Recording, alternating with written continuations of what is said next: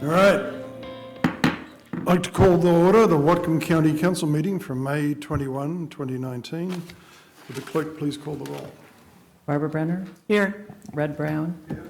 Barry Buchanan? Here. Tyler Bird? Here. Todd Donovan? Present. Carol Frazee? Here. Satpal Sadhu? Here. Would you all like to rise and join me in the flag salute? I pledge allegiance to the flag of the United States of America and to the republic for which it stands, one nation, under God, indivisible, with liberty and justice for all. Okay, a couple of announcements. Please remember to turn off your cell phone, and if you're going to be handing out paperwork to council members, please give one copy to the county clerk for our office files. First item up is 6 sets of minutes. Do I have a motion to approve? Move approval. Second. Approval. Ms. Brenner seconds. Any discussion? Seeing none, all in favour say aye. Aye. Opposed? That passes 7-0. Next item up is public hearings. Now, in this case, the public hearings, and just before I do, is the volume too loud? Or is it right? Is the volume too loud? No? Okay. Yeah.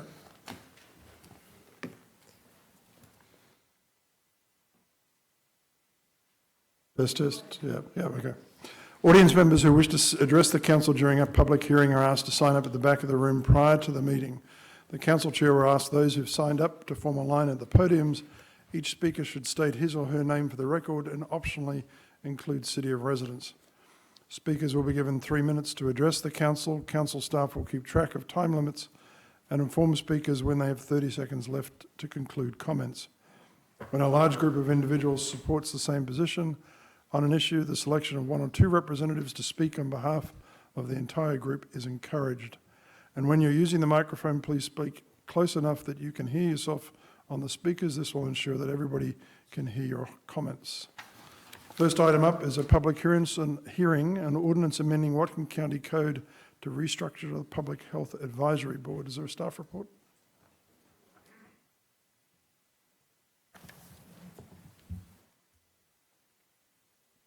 Good evening, Council. I'm Regina Delahunt, the Public Health Director for Whatcom County. And what you have before you is a proposal to revise the ordinance that established the Public Health Advisory Board. That ordinance was put in place many years ago, over 20 years ago, and we took a look at the ordinance and proposed some changes to modify mainly the segment descriptions of the types of expertise that serve on the board. So you have that before you. You have looked at that at the last Board of Health meeting. And there were a few comments that you all proposed or gave to us, and we did modify a few of the aspects of the code based on those comments. Okay. With that, I will open any questions for the staff? With that, I'll open the public hearing. I have no one signed up for this particular public hearing. Is there anybody who wishes to speak to this issue?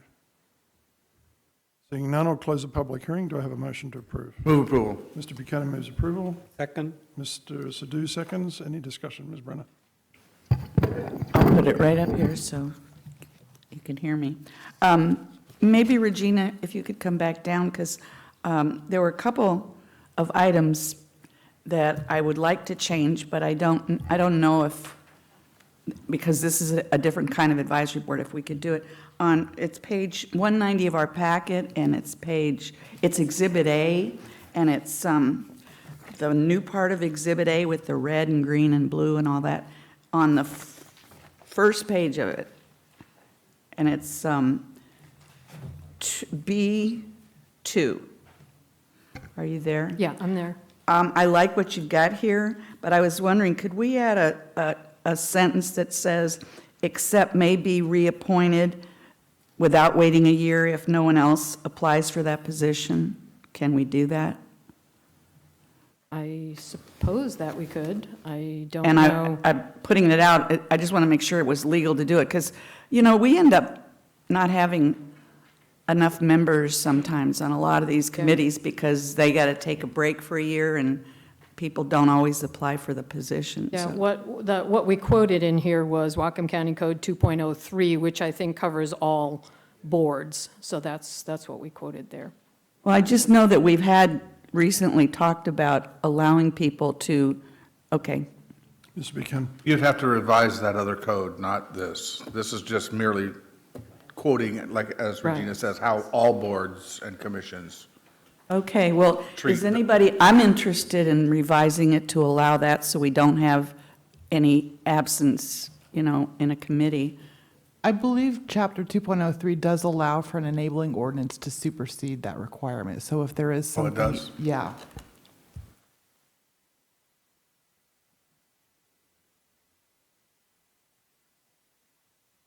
What?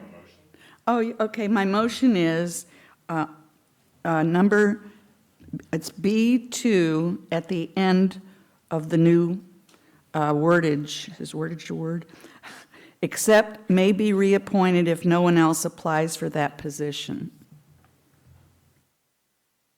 Mr. Buchanan.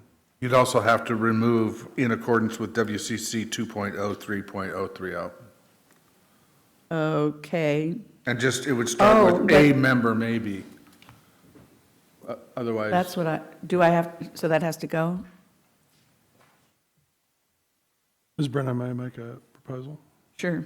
I think this is a problem that affects all the boards and commissions, and it would be the most efficient for us to change the core language about all the boards and positions, so we could take your idea and apply it to everything. Okay, that's what I want to do, though, because we keep hearing from people, this isn't filled and that's not filled, and yet we keep saying, oh, you can't be on here anymore because you've been on 2 years. Mr. Byrd. Made that amendment to the WCC 030, but it's reflected in this document in full. Would you then have to come back and amend this document as well? Would we need to then amend this document essentially just to reference that without restating it so that? Yeah. Well, I'd like to see it in all boards and commissions. That makes sense? Or, no, okay. I'd So- say it again. It not only states and references the WAC, but it also then gives the entire detail for that portion. So instead of doing that, would we remove the detail and just reference the WAC? So that when we make, or the WCC, The so when WCC. we update the WCC, that whatever update takes place in there is done, and it would automatically flow through to this document versus having to then come back and update the description that's also included in this document, because then they would be different. Probably could, but it would be odd. Because it would be at odds with it would be weird. Okay, somebody, I want to do it, I don't know how. And Karen's not here. Oh, we got you, okay. Mr. Chair. But one quick question. If we just eliminated in accordance with WC 203030, Yeah. kept everything else, then we go back and change WCC 2030, would that supersede all of our other language about boards and commissions and apply? I think that's the question. George Roche, Deputy Prosecutor from the Prosecutor's Office, covering for Ms. Frakes today. In my reading of the statutory language, I prefer Mr. Bird's suggestion. If you were to remove the rest of the language that was specific about the detail of the Whatcom County Code section, but just made reference and incorporated the code section, then any change that you would apply to that code section would apply equally to this, and I think that would be the most efficient statutory structure and would allow for the easiest interpretation moving forward in the future. So to be clear, so just leave it in accordance with WCC 203030, Yeah. period, and then go change that. Correct. That would be my suggestion for having the cleanest operation of the code. Yeah, I'm thinking maybe just on the, with the blue lines, 1, 2, 3, on the fourth line down, just put a period after full term and cross out the rest about 2 consecutive terms. Oh, well, but I like that to stay in there, if somebody can't stay on because of something and there isn't anybody and there is somebody to replace them, they might be able to apply for another position, like, several of these positions on the health board, or on the health advisory board, I can see where the same person could apply for several different positions. So I don't know if I want to take that out, but I'm open to any suggestions. I think, Ms. Brennan, sorry, Mr. Dolan. I think what Mr. Byrd was getting to, and I think I got this right. If we just put a period after the code reference, because the rest of it is just referencing code that's already there that we want to change. And then as much of that we want to keep or leave, we do that at section 2.030.030, that. So then they would apply blanketly to all of our other commissions, advisory boards, whatever. I'm fine with that. But That would be my interpretation. So I need a motion if someone so wants if to. Ms. Brenner would like to amend her motion to just put a period after 030, And And then then- add the language. then we got to remember to go back And strike the rest of the language. And just strike the rest of the language, but not add what I said. We do it at a then we different. go to the section of the code and we do it in there. Okay, that's So fine. there's- So, no motion. I'd withdraw my motion then, right? We need a motion to Oh, amend. motion to put a That- that period doesn't- at, That after. doesn't read, you mean Yeah. to strike it all? I move after- that. In accordance with WCC? Then just end right there and then we go back and change. But you have, it doesn't say anything, that's like a half a Yeah, sentence. that's why I thought to leave all that in and add. Got to say something. Or just strike it all. Yeah, because that's just a partial sentence. If we- otherwise. Oh, I see what you're saying. Mr. Something Roach, like have you- terms will be in accordance with. Yeah. Okay, terms will be in accordance with. Yeah, that should do it. Okay, my motion is number 2 says, "The term of office for the members appointed by the executive shall be 3 years, except that four terms shall remain staggered." And the term shall be in accordance with WCC 2.03.030. Period. Yeah. Okay, That's And fine. then striking the rest, correct? striking the rest, exactly. Do I have a second? Second. Mr. Donovan seconds. Discussion. Just, can we make sure this gets scheduled pretty quick? Like at our next meeting, maybe? We're looking at the clerk. Okay. Okay. Okay. All right, Mr. Sadoo. Oh, I was going to just say, I can formally propose that please put this thing on the next board meeting, or next council meeting. Bring Yeah, this in up. whatever That way committee, we won't forget. it could just be, Could be committee of the whole. maybe it needs to be a hearing. No, I think it needs a hearing. It's an ordinance, it'll need to hear. Yeah, it doesn't need to go into. We can introduce that. committee. No, okay, she knows. Get to that. Yeah, I think you're right, Barbara, it would need a hearing. Because it's affecting all boards and commissions. That's right. So, yeah, let's just make sure and have it as a hearing, and we all know exactly what I want, but maybe somebody else wants something else. Further discussion on the motion to amend. Seeing none, all in favour say aye. Aye. Opposed? Motion to amend passes 7-0. Now we're back to the main motion. Ms. Brenner. I have another question. And maybe it's, not necessary. You've got on the next page, it's, it's B4, and it's the little bullets that have all the different members. It seems strange to have the one in the red, communities that experience health inequities, first listed is tribal, but we have a whole bullet for the tribal community to be represented anyway. So is that, So the tribal community member, tribal government, they would be representing the tribe, okay? right? Whereas the other would be an Would be individual. representing an individual. Right, Okay. right. Gotcha. That's the distinction there. All right, and I think I had one more. Nope, I'm done. Further discussion on the main motion. Seeing none, would the clerk please call the roll? Barbara Brenner? Yes. Red Brown? Yes. Barry Buchanan? Yes. Tyler Bird? Todd Donovan? Yes. Carol Frazee, Yes. Paul Sadoo, Yes. That passes 6-0 with Mr. Byrd opposed. Next, sorry, No, 6-1. I'm sorry. 6-1 with Mr. Byrd opposed.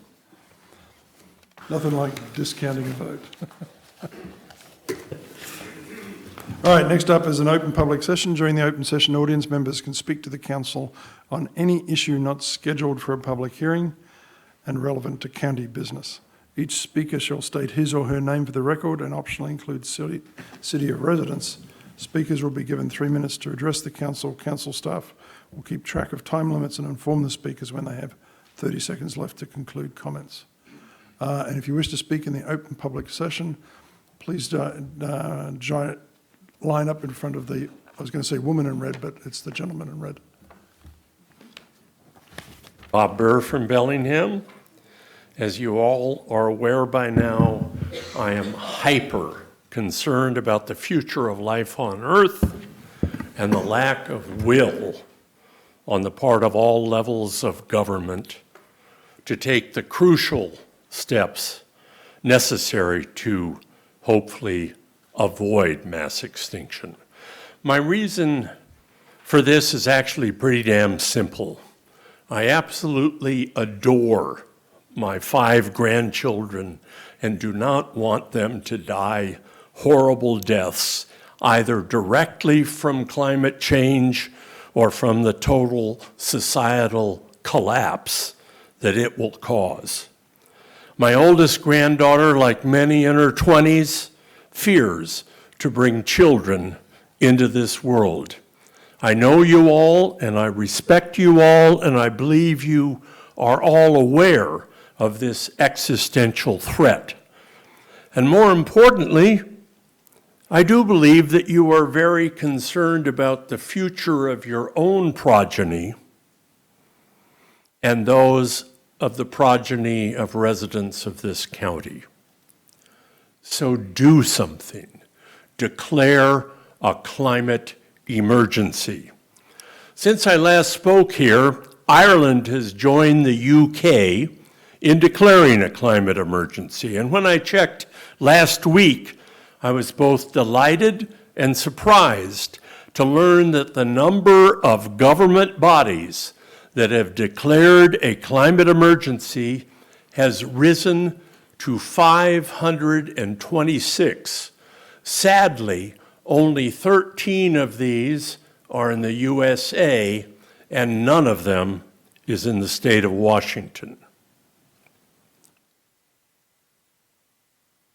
The UK dominates, and this is because of the Extinction Rebellion and its practice of nonviolent direct action that blossomed there and was backed by the populace there.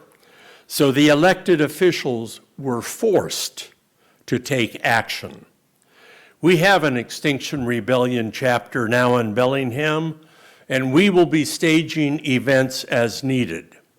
I've been asked by the majority of you, why declare a climate emergency? 30 seconds, My please. response is because there is one, that many residents of this county are oblivious to it, and that you as a body need to be focused on it in all of your actions. I have provided a template for an emergency resolution as well as a copy of the resolution passed by Montgomery County in Maryland. Time. Until next time. What's the X, Bob? Bob? What? Nope. What's the X? The button? Extinction. Oh, that's the button for Extinction I Rebellion. figured. Good evening. I'm Jacqueline Sterna, Government Affairs Director for the Building Industry Association of Whatcom County. We have about 400 member businesses that represent 7,000 employees locally. We are champions of affordable housing and making housing attainable, and believe that homeownership is the foundation of the American dream. BIAWC supports apprenticeships, fair and open competition on project bidding, and workforce development. The shortage of skilled labor is one of our main industry concerns nationwide, and this contributes directly to the high cost of construction here in Whatcom County. We appreciate the council thinking about workforce development locally, just as we appreciate the unions that work with us here. About 15% of the labor force is unionized in Whatcom County, about 85% is non-union. And I think that we could all agree that we have a talent acquisition problem, and that is concerning. However, in regards to AB 2019-285, the Apprenticeship Ordinance, we do have some concerns. And the ordinance as written does create challenges for the 2,300 registered general contractors that work here. We estimate that 50% of our membership at BIAWC would be negatively impacted by the ordinance. As written, it will increase the cost of doing business. There will be decreased competition at the subcontractor level, which increases the cost of doing business. There are fears of punitive consequences for failure to meet utilization goals. And essentially, it is a deterrent to doing business in the county.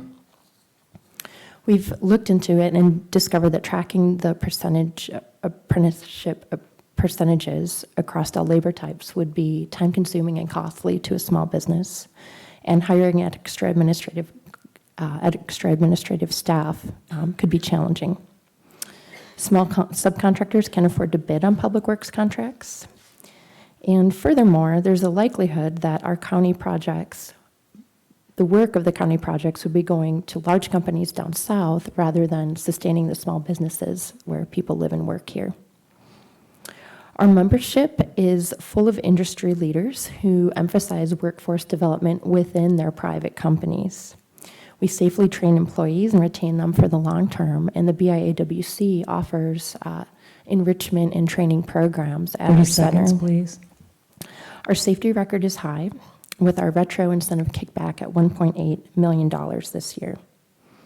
We train safe, productive workers here locally in our shops, and we believe that Ordinance 285 does not address the talent acquisition issue effectively.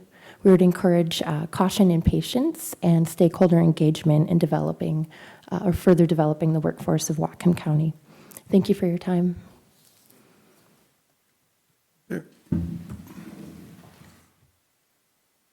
Thank you, Mr. Chairman. John Sitkin, Schmelik, Sitkin and Davis, 1500 Railroad Avenue. I'm not here on behalf of a client. I'm here as the representative on the County Salary Commission, as legal profession representative and the chair of the Salary Commission. That's on your consent agenda tonight, and since it did not come before a committee, I wanted to make myself available in case you had any questions, which I hope you do not, that I would be here to answer those. So I'm here if you had any questions on our work. I would tell you that the commission, all volunteers, served by the WTA staff, Andy Rolson and Vicki Esther, did a lot of work. The staff did a lot of work preparing information, responding to our requests for information, pulling information from Bureau of Labor Statistics, State of Washington, other county information as we work through trying to determine what would be comparable counties, what was the appropriate salary basis, understanding what would be an appropriate COLA, cost of living adjustment on an annual basis, and trying to determine what we thought would be the appropriate salary adjustments. I realize you don't have the discretion under the charter. You are compelled to adopt what we decided under the charter, but should you have questions, I'm here. Not hearing questions, I'll leave. Ms. Brown? I have a question. Is it okay to ask now, or do I? It's on your consent agenda, so Yeah. I see it as an So opportunity. If I can, Mr. Sitkin, will you be around for the vote on that issue? If you like me to, I can. Yeah, because we'll have a proper hearing and discussion on it, so, thank you.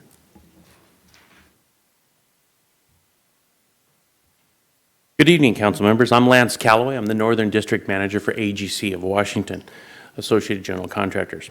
I thank you for the opportunity to speak to the proposed apprenticeship requirements the council will be considering for future Whatcom County Public Works projects. I applaud the council for addressing how it may impact the current shortage of labor entering into the construction industry. It is estimated the construction industry will have over 750,000 people retiring and leaving the industry in the next 10 years. Across the country, as well as here in Whatcom County, contractors report many entry-level positions remain unfilled, making it quite difficult to replace an aging workforce. AGC, like members of the council, want to see a new and diverse group of people entering into the trades.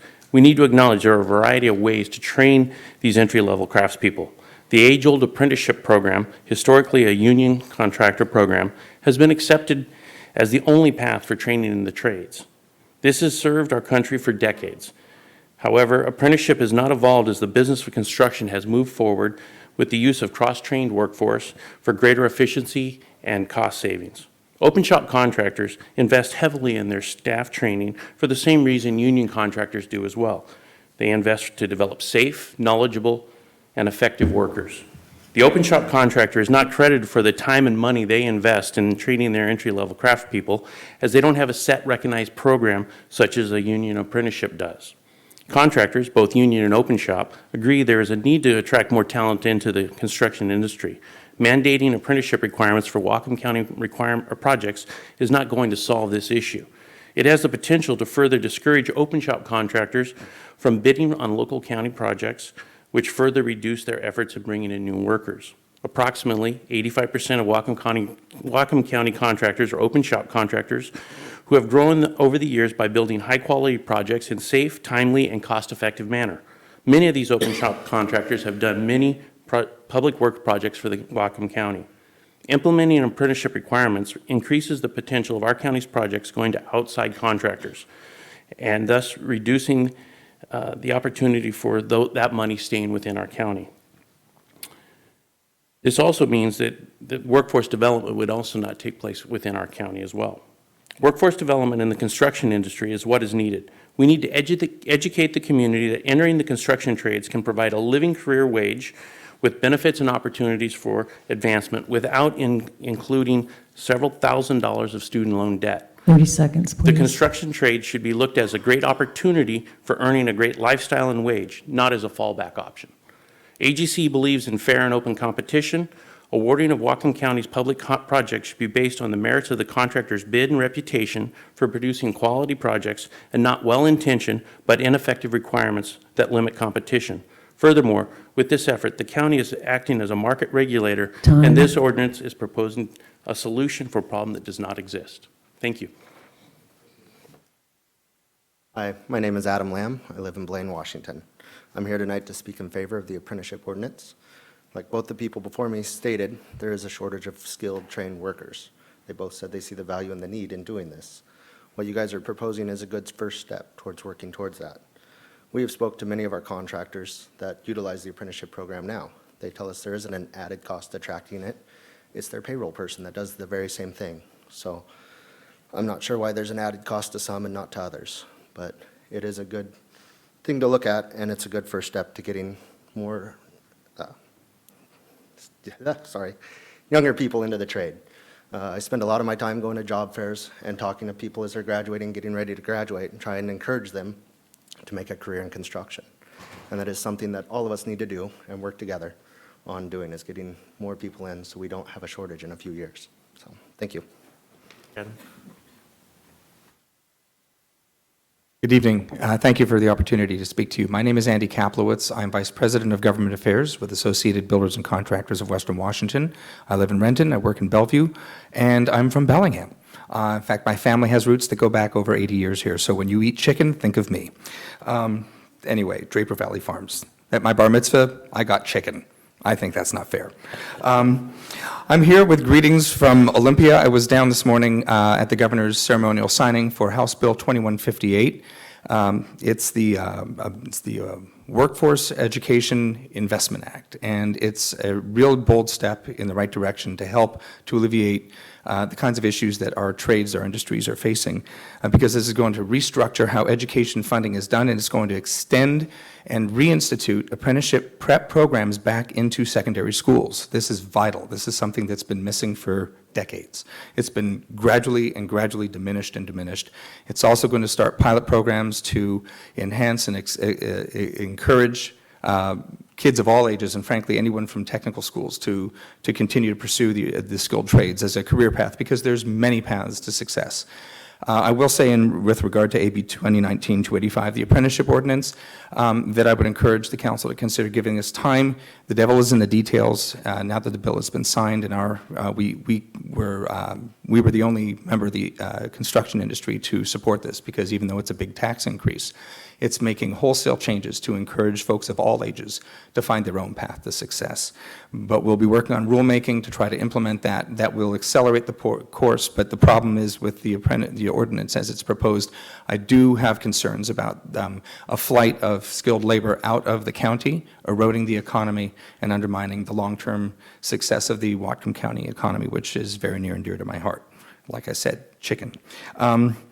We have about 340 members across the state. We represent about $3.2 billion in revenues contributed to the state. We also have a robust safety program that returns about $11 million a year to our safety members through reduced L&I premiums, and we generate about 25,000 jobs throughout throughout Western Washington, from the Canadian border through Thurston County. Really commend the efforts, and I think you're on the right track, but if we can see what we can do in terms of the state helping to create that pipeline that encourages folks of all ages to choose their own path to success, I think we'll have a winning combination with what you're trying to do here. Thank you for your time. If you have any questions.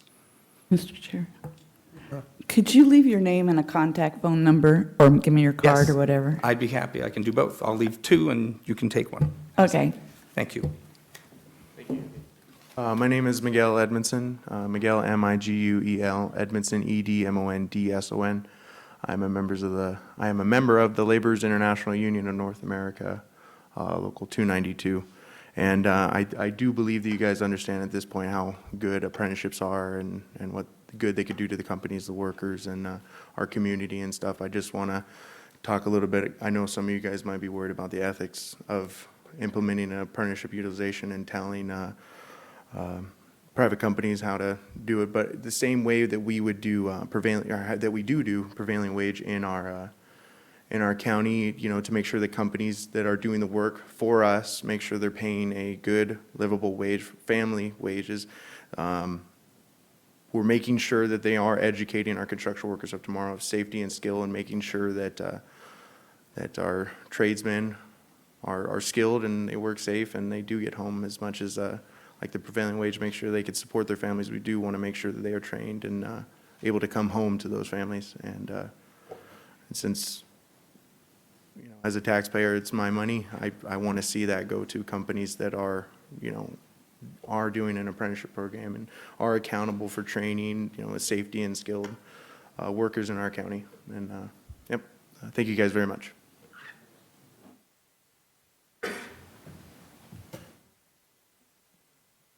My name is Doug Ravel. My nickname is Yoshi. Thank you, members of the audience and staff, members of the County Council, Mr. County Executive. Somebody once said that truth has no political affiliations, and I believe that. We have a tendency to divide ourselves into left and right and think, well, truth is only on the right or truth is only on the left, and of course it is not. There is truth on the left and there is truth on the right. And it's upsetting to me how divided we are in this county, generally with the political left in the city and the political right in the county, and of course all across the United States, red states and blue states, and then it's also happening around the world. And I think that we need to sit down with each other and actually talk with the people that we disagree with and really listen. Because I think what we'll find is we have a whole lot more in common than we do different. If we're really speaking from our hearts, we're going to find that we agree on a whole lot. And we start solving a whole lot more problems when we listen to each other respectfully and not scream at each other. I would appreciate if the County Council would encourage people to do that. People on the political left and people on the political right, to sit down with each other, maybe over a meal or something like that, and really listen to each other. I found truth on the political right. I have found truth on the political left. And I have no problem saying there's truth that I don't know about yet. And I'm willing to listen. I hope we can try that. Life gets a whole lot better when we're listening to each other instead of screaming at each other. I thank you all for listening, and I wish you all health and well-being. Thank you.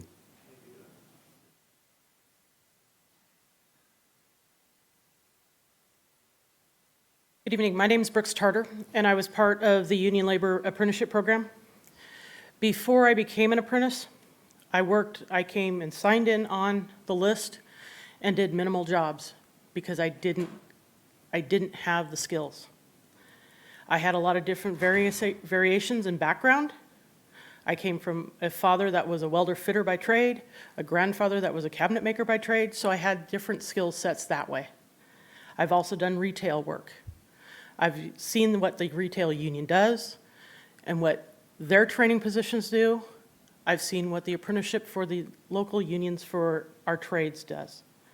It has given me the advantage of learning more about safety, more about the jobs that I'm able to do: concrete, pipeline, railroad, tunnel stuff, refinery. The people that are not union are having to work way more than what union members do because of the wage. And that makes it so there's more injuries because they're too tired, more loss of life, more mistakes, which incurs insurance costs. So having the training that the apprenticeship program gives is very substantial and helpful and beneficial to both companies and their employees. Thank you.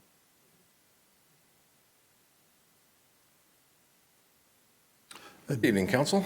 My name is Trevor Smith. I live at 705 North State Street, Bellingham, Washington. Oh, Smith, S-M-I-T-H. I'm supposed to spell it. I have a couple things to hand out to y'all. So, and I did bring... Yeah, just give me that one.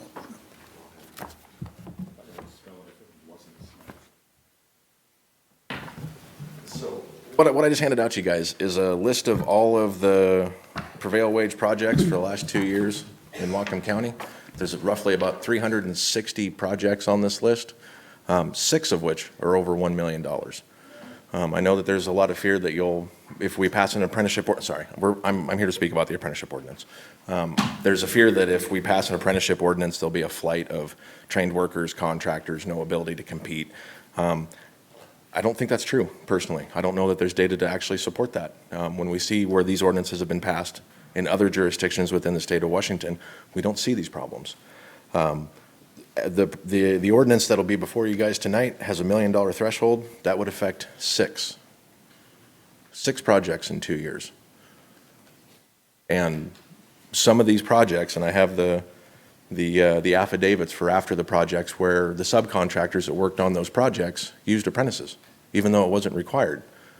It didn't drive up the cost of their bid. It didn't make it so they couldn't compete.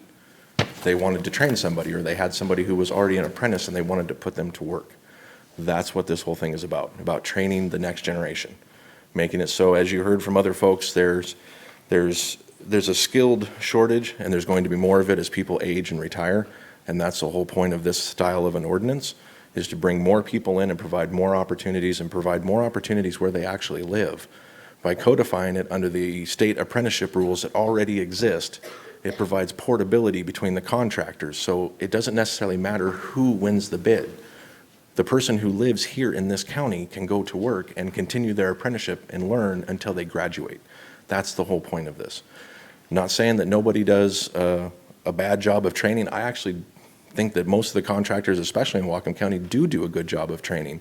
We just want to make it standardized and to lend portability to the workforce so that everybody gets trained to the highest standard, so that they can go to work, go home, have a living wage, and the tax dollars that are generated in Whatcom County can stay in Whatcom County. Don't think it's too much to ask. So anyway, I won't go on and on.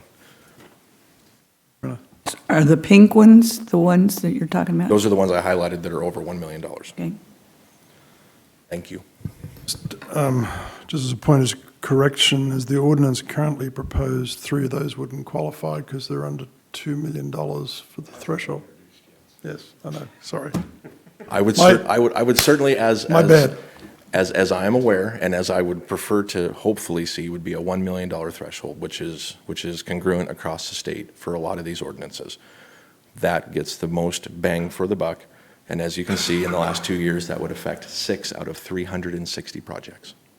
That's not a big percentage, and it's not going to force a lot of contractors out of town. Thank you. Thank you. Mr. Perry. Yeah, Max Perry, Whatcom County. I just want to, I sat through this morning's sessions, and Mr. Sidhu was not too highly thinking of the planning unit, so I just want to do some correction on his thinking on that. That we have a process procedures agreement in the planning unit. And the PPA just tells us that we have to have a majority vote on the regular caucuses, the wells, the environment, fishers, forestry, all of these. But you have some government caucuses on it too, the small cities, Whatcom County, the Port, PUD, Department of Ecology. So for 6091, we got a majority vote on the solution for 6091 that would pass. We've got the small cities, we got Whatcom County, we got the Port to agree with us. But 2 of the others, they have to have consensus on the government caucuses. And they could not get consensus on the government caucuses because of 2 of them that said no. So that's where it stood. We did write ask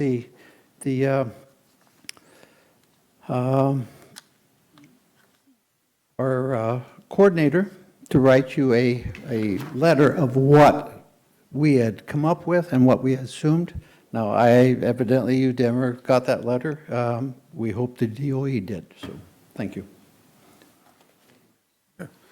Is there anybody else who wishes to speak at the open public session after our last speaker? If not, we will close the open public session. Kathy Sable. I live in Bellingham in the rural area. I also am a private well owner. I am speaking only for myself.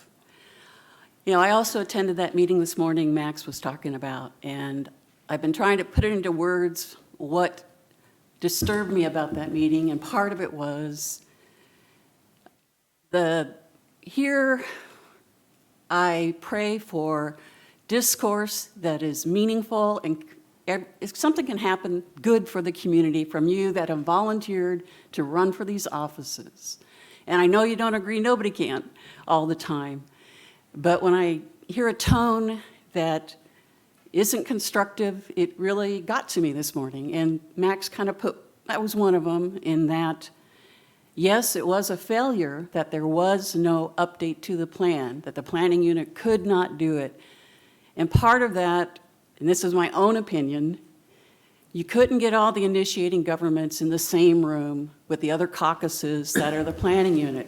If we'd got them all in one room back in February, I think it would have been real clear, no agreement could be reached, we're done. Let's not spend any more money. That's my opinion, looking back in hindsight.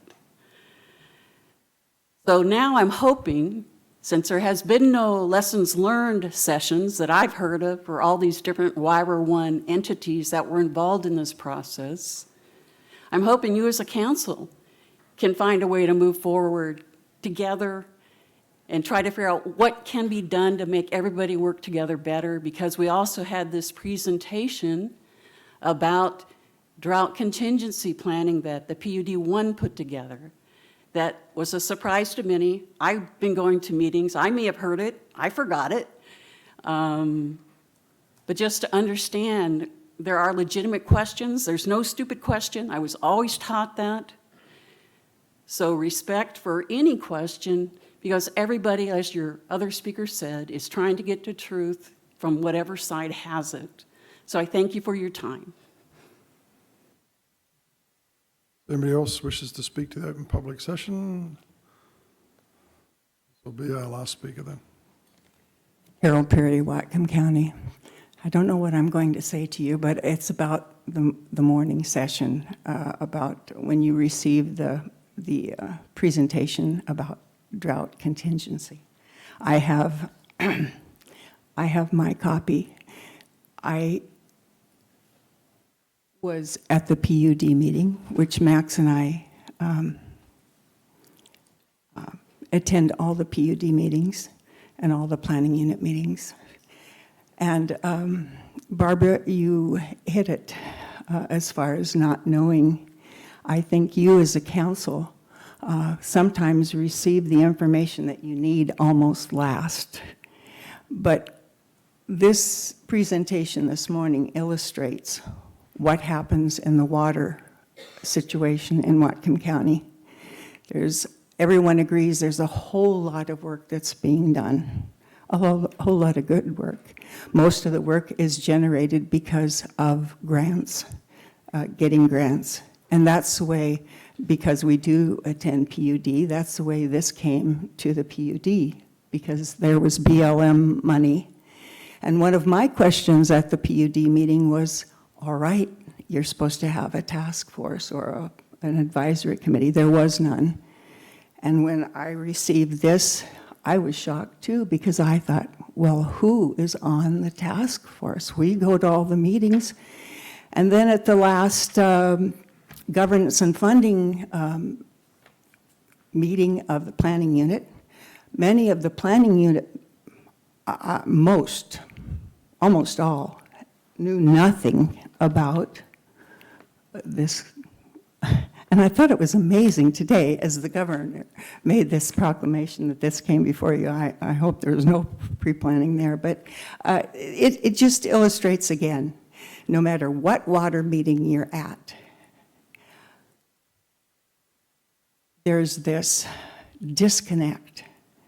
And I know there's been a plea at the last watershed management team meeting. Now, it's hard to keep the watershed management board, the water management team, the staff teams, the planning unit, the governance and funding meeting, the PUD meetings. It's all disjointed. And Councilman Sidhu, I think you 30 seconds, please. You have seen that there needs to be a place, because the planning has to come before the carrot, the money, I know there's a need for funds, but bodies like the Puget Sound Partnership bring the money in and wave it before us, and it doesn't necessarily meet our needs in Whatcom County. So there's a plea for leadership from you as the lead agency of the Watershed Management Act as far as making this process work. So disjointed, I'm sorry, I didn't plan to speak, but I too was upset this morning as I listened to you, because there was parts of lots of things, but nothing went together. Is there anybody else who wishes to speak in the open public session? Seeing none, we'll close the open public session. And next up is Finance. Okay, the very first item on the Finance Committee was that AB 2019-172, request authorization for the county executive to enter into a contract between Whatcom County and Meridian School District for a 5-year lease of Sheriff's Office substation at 194 West Laurel Road with a total cost of $59,977 received. Mr. Sidhu, this is the consent agenda. Oh, I don't, okay. I don't need to, I'm relieved. I don't have to read everything. I just thought I'd save you. There were 5 items. The 4 items received 3-0 vote in the committee, and 1 item, which is number 2, received 6-1 vote with 1 absentation. Mr. Byrd? 6-1. 3-1, or 2-1. Not 6-1, 2-1, sorry. And I so move for approval. It's been moved for approval. Any discussion, Mr. Byrd? I move that we remove number 2 and vote on it separately. Motion to remove number 2. Okay, I propose that item 1, 3, 4, and 5, I present that for approval. Move to approve items 1, 3, 4, and 5. Any discussion? Seeing none, all in favour say aye. Aye. Opposed? That passes unanimously. So I present the item number 2, It received 2-1 vote, and I so move for approval. Been moved for approval. Discussion. Mr. Bird, did you wish to discuss this? No? Voted against it. He Oh, you did? Okay. Oh, you were, okay, sorry. All right. Further discussion? Seeing none, all in favour say aye. Aye. Opposed? Abstain. That passes 6-0 with 1 abstention. Okay. Natural resources. Natural Resources had 2 items that were recommended to the council. The first is AB 2019-296, affirming the PDR oversight, ranking and authorizing Whatcom County's Purchase and Development Rights Administrator and Whatcom County Executive to proceed with the acquisition of a forestry conservation easement on the seed orchard application, and that was recommended 3-0 from the committee. Been moved for approval. Any discussion? Mr. Bird. I would request that we pull the Squalicum Forest parcel from this and vote on that at a later time. Once it goes into the program, we're not getting it out. And I think that there's some merit to reviewing it later down the road. As far as the conversation that we had earlier. So I'd rather play safe. Nothing stops us from having that land bought later, but I think it'd be wise to wait on that portion. Okay. Do I have a second for that? Which is same as seed orchard, right? That's the same. Squalicum. No, the seed orchard is off Y Road.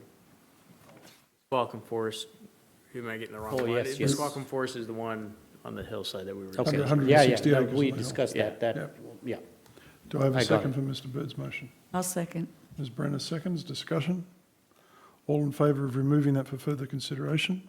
Sorry, Mr. Dyer. Actually, I just meant to make sure that this resolution was just to have that in the appraisal phase, not to purchase it. And I personally actually think, given the location, regardless of what might be going on higher up Squalicum Mountain, that is not a place where any of our current development plans would have UGAs expanding, and it matches goals with the city and the county to conserve those areas. So I think it's worth at least seeing what it's assessed at. So I would speak against the motion.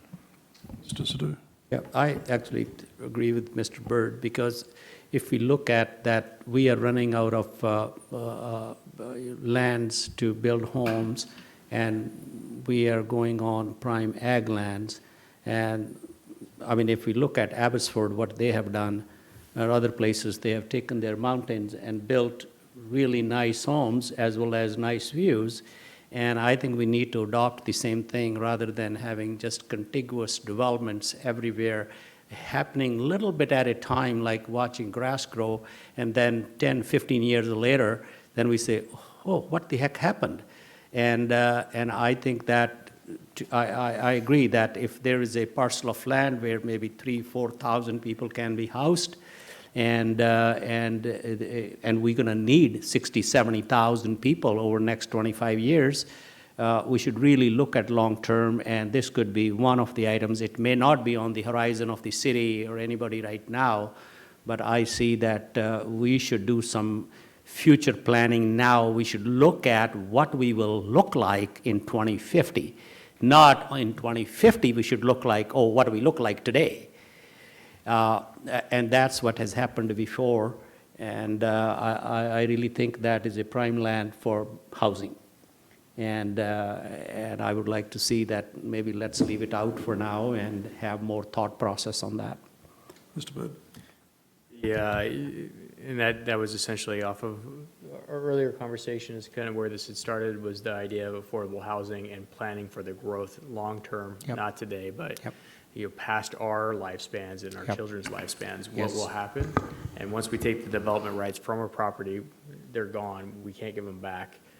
We stop building on that piece of property. And when we look at the cost of building in our community, the further out that we build, the more costly, the more expensive that gets. The further we have to build the infrastructure, the more pipelines we have to add, the more towers or cell towers, the more electrical power, the more roads that we have to maintain, the more wastewater that we have to run off, sewer districts, everything.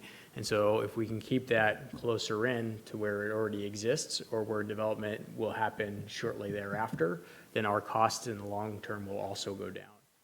Will help us to begin offsetting the very high and quick rising costs of housing that we're dealing with today that's making it unaffordable. So this location, while it is not something that might be developed in the next 20 or 30 years, there is development that's happening. It's within, a half a mile at the most as far as the bird flies if we were to build roads. I think if we look down the road, it has a very strong potential for being a great area to be developed at a lower cost. And I think that we just wait and see what happens with development in the future versus taking it off the table and removing any possibility or any options moving forward. So that's why I'm asking for that item to be removed. Rosie? I would like to at least see us get the appraisal because it's on that hill. I mean, it's going to be all view housing. I can't see that being affordable housing. And we already have the areas that we're planning on growth, even 20 years out or more. So I would at least like us to see us go forward with the appraisal.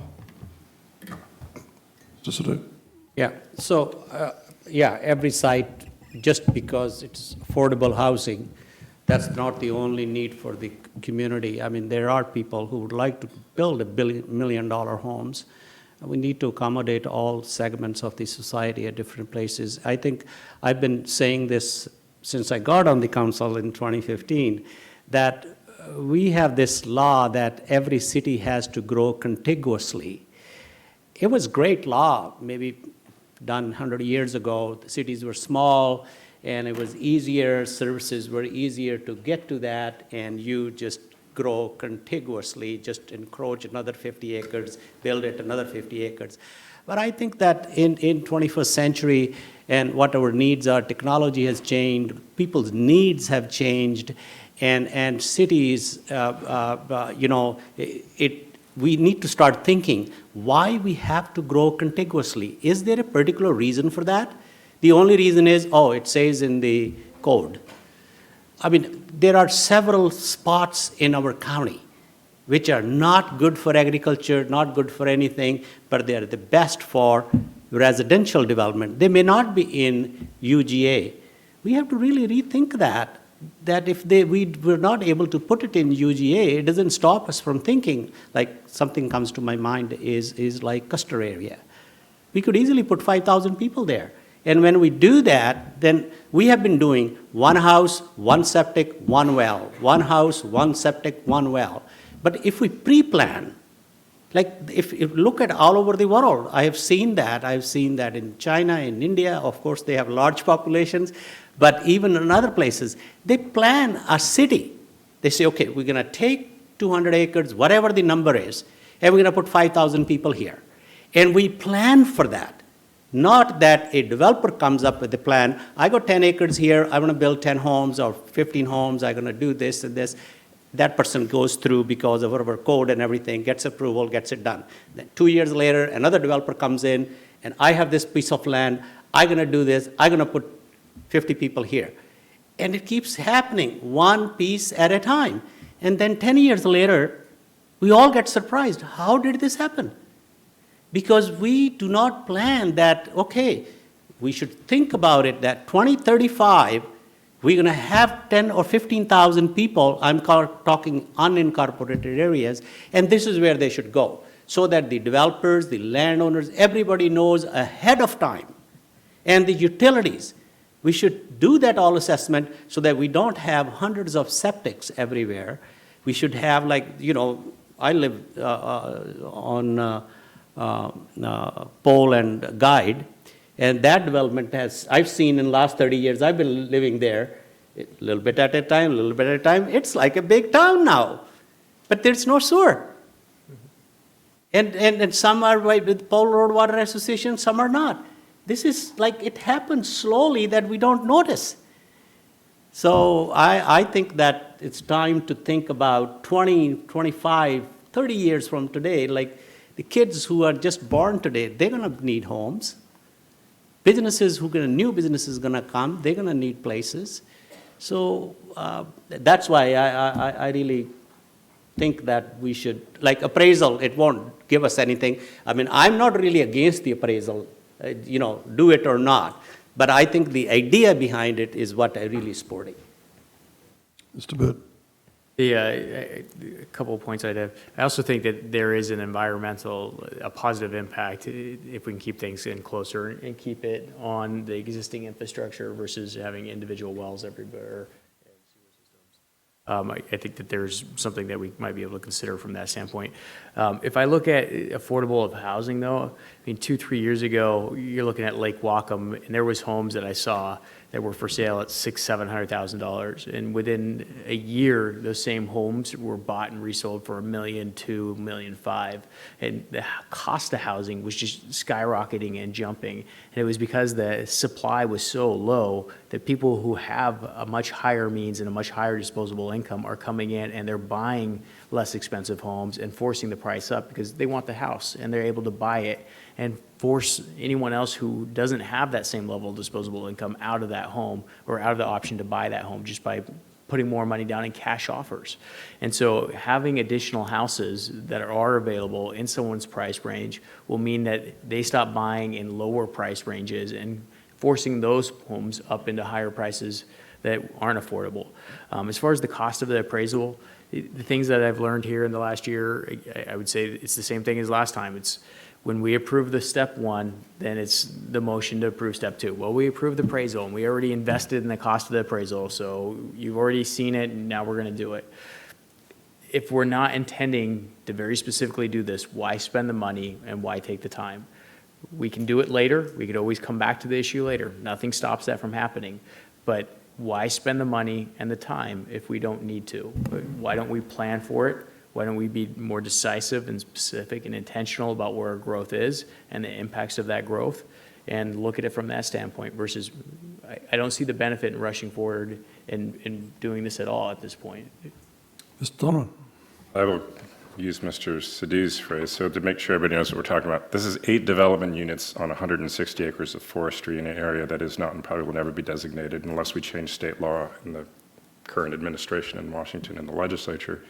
Those laws probably aren't going to change. So we're talking about 8 development units, and as Mr. Sadhu said, this thing happens slowly. You get these little, developments here sparsely. That's what this is zoned for right now, 8 units in 160 acres. So if we don't do anything, you're right. Eventually, we're going to have 8 developments out there, and unless we then somehow change the state law, so we could upzone this to put Abbotsford out there or something, which I can't see happening. But let's put it in perspective. So we're talking about appraising this to see the potential for taking 8 development units off 160 acres of forested land that we can't put Abbotsford on. Mr. Sadhu is next. I'm not really arguing, but I think that we need to change our thinking. That's what I'm saying. This is exactly what has been going on for the last 30 years. Oh, it's a state law, so we can't do anything about it. So let's keep going about it. I mean, that's exactly the argument happens all the time. Because we got to stop that. We got to start thinking because this is our own future. Yeah, so we've been ignoring one more thing I want to add, that I was in Victoria, BC about 7-8 years ago. My niece is an engineer. She was working on that. And the new technology on septic is not the same what we have today. They can actually make, if you have 30 or 40 homes, just that, they can make competitive a septic system, if clean water. Like the whole idea was that when the city builds $200 million secondary sewage plant, then what do they, instead of doing that, so what happens is you spend that money and then you say, now we're going to justify, and so let's keep encroaching and keep putting all that sewer water to that plant, right? It's not economical. The city's connection fee, city's permitting fee is $36,000. People say, I will build in the county. Septic costs probably $30,000 to $50,000. So where is the advantage that we're going to just grow it and then it will be cheaper? No, it's not cheaper. So I think that we need to paradigm shift. I know I may be the only one talking about, or I don't have power to change the state law, But we got to start talking about it and push back on GMA and all other people and all this, because our situation may be unique than the other counties are. Mr. Bird, Mr. Donovan, Ms. Brenner, and then me. You do good. Mr. Bird. I'll go back to what Councilmember Sadhu said earlier, which was we have to stop looking at things today and start looking at them down the road in 50 years, in 2050. And sure, if we look at that property today, it has 8 development opportunities. You could develop 8 houses on it today. But if we go back to what he said and we look at it in 50 years or 100 years, that 160 acres, if it were to become zoned R5, which is not uncommon in the city, you could put 5 houses per acre, and now all of a sudden that 8 houses has turned into 800 houses. Tell me what kind of impact 800 homes have on a community versus 8. And so if we start looking down the road and we start thinking about those impacts, we can start planning for them and we can start mitigating them a little bit better than we can in the moment and trying to deal with the hurricane and the whirlwind of activity and all of the things that we cannot factor and control because they're last minute and things are moving too quickly. Planning in the future allows us to start seeing those and making better decisions for not just us, but for our children and our grandchildren. And so by voting this in and doing this now, it removes any of that possibility. We just take that right away and we don't get to touch that land ever again. We never get a second look at it, it's done. All I'm asking is that we withhold that, we don't purchase the land today so that we can look at that and make a decision on it later down the road. And if a future council wants to do that in 4 years, then they have the right to do that. They could buy the land, they could pay for the appraisal at that point in time, and they could decide that, hey, that's not an opportunity that's worth merit. But it's still an opportunity for us to discuss at that point in time without having to pay the additional cost of, an appraisal is only good for 12 months at most.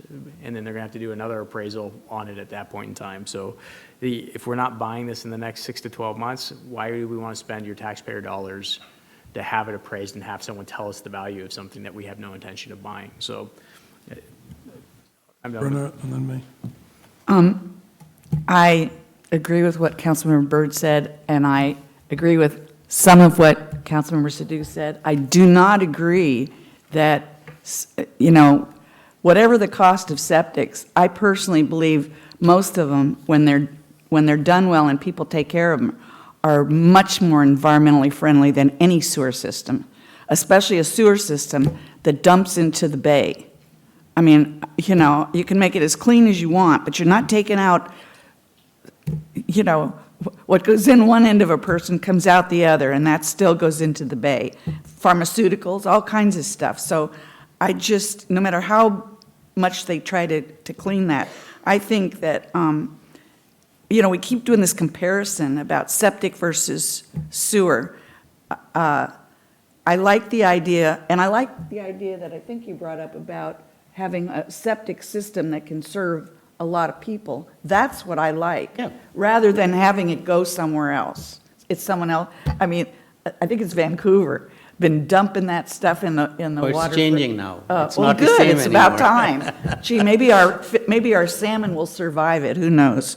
But this whole thing, if there's any chance that this might be an area to look at, I think we should do that. I appreciate what Councilmember Frazee said, but it is true. Once you do one thing, the next thing just gets easier and easier. I don't see why we have to do this right now. That's all. So a couple of things. If you look at the geography of Bellingham, we obviously can't grow west. We can't grow, you know, we've got very little option to grow south. We've got very little option to grow southeast, or there is potentially is the U Street. The growing northwest is a problem. Growing north is impinging into farmland into Ferndale.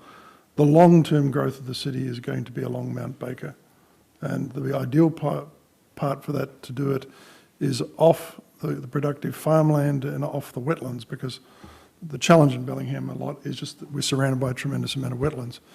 So I actually think, you know, 50, 100 years, the backside of the hills that are on the north end of Lake Whatcom is the logical place to grow the city, because it's not going to impact our ag lands. It's going to be close to the existing infrastructure. It's near a major road. And frankly, the properties will attract probably higher-end housing, which will pay higher than average amount of property tax, which ultimately helps to subsidise other things. If we did the appraisal and we went forward with it, we'd be spending $700,000 to buy the development rights off that property, if I remember correctly. And I personally would not spend the money to appraise a property I was not intending to buy. I wouldn't do that personally, and I wouldn't be comfortable doing that with county money. So in that sense, I support Mr. Bird's motion. Further discussion, Mr. Donovan. We're talking 100 years out, so we leave these 8 development rights there. Let's just assume hypothetically the city doesn't plan to extend its UGA out there.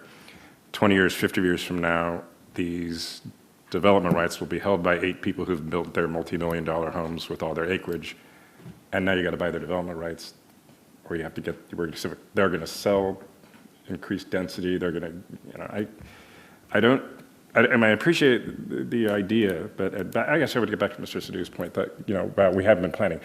We have had plans, and we ignored these plans for 30 years, and this county has fought the state in terms of trying to make sure we can sprawl out the county as far as possible. And this county's been very effective at doing that, and we're now paying the cost and trying to buy back these development units for this sort of stuff. So I see this as like one of the cheaper ways to make some progress in redressing the mistakes that previous councils have made in overextending development rights out there. But I might be in the minority, so. Ms. Brenner. Well, just that I don't feel like a lot of what we've done has been sprawl. We're just going to agree to disagree on that one. Further discussion on the motion to amend. Seeing none, all in favour of Mr. Bird's motion to remove the Squalicum Lake property, all in favour say aye. Aye. Opposed? No. That passes 4-3 with Buchanan, Frazee and Donovan opposed. So now we're back to the main motion. Do I have a motion to approve? Oh, we had Move to approve. Mr. Donovan moves to approve. Do I have a second? Mr. Bird seconds. Any discussion? Seeing none, all in favour say aye. Aye. Opposed? That passes 7-0.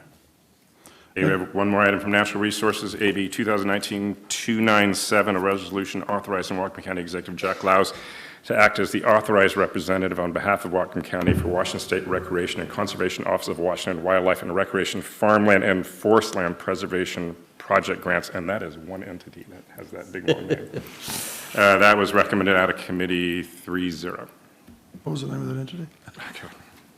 There's not even an acronym that's that long.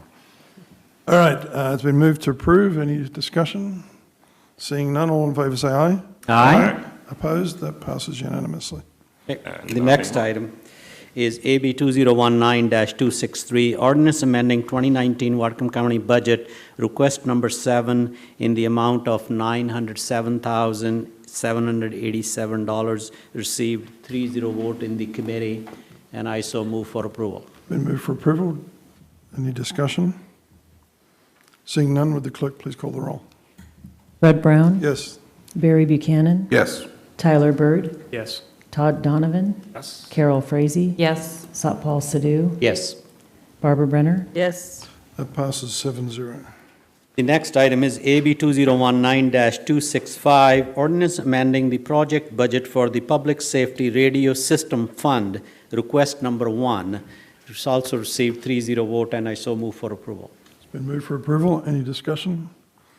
Seeing none, would the clerk please call the roll? Barry Buchanan? Yes. Tyler Bird?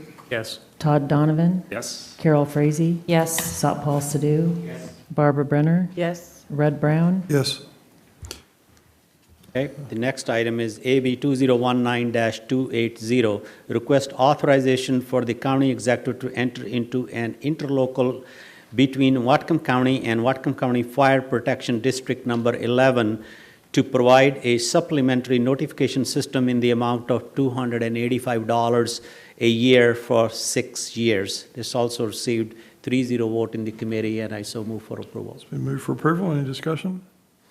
Seeing none, all in favour say aye. Aye. Opposed? That passes 7-0.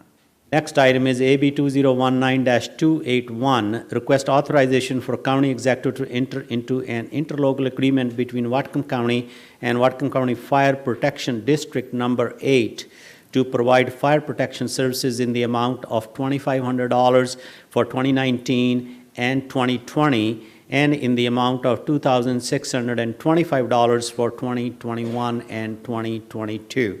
This also received 3-0 vote in the committee, and I so move for approval. It's been moved for approval. Any discussion? Seeing none, all in favour say aye. Aye. Opposed? That passes 7-0.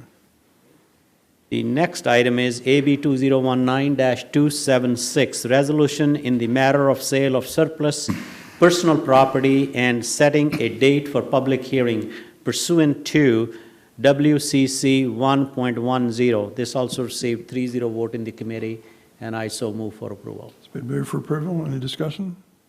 Seeing none, all in favour say aye. Aye. Opposed? That passes 7-0. No, I abstain. That passes 6-0 with the council member Brenner abstaining.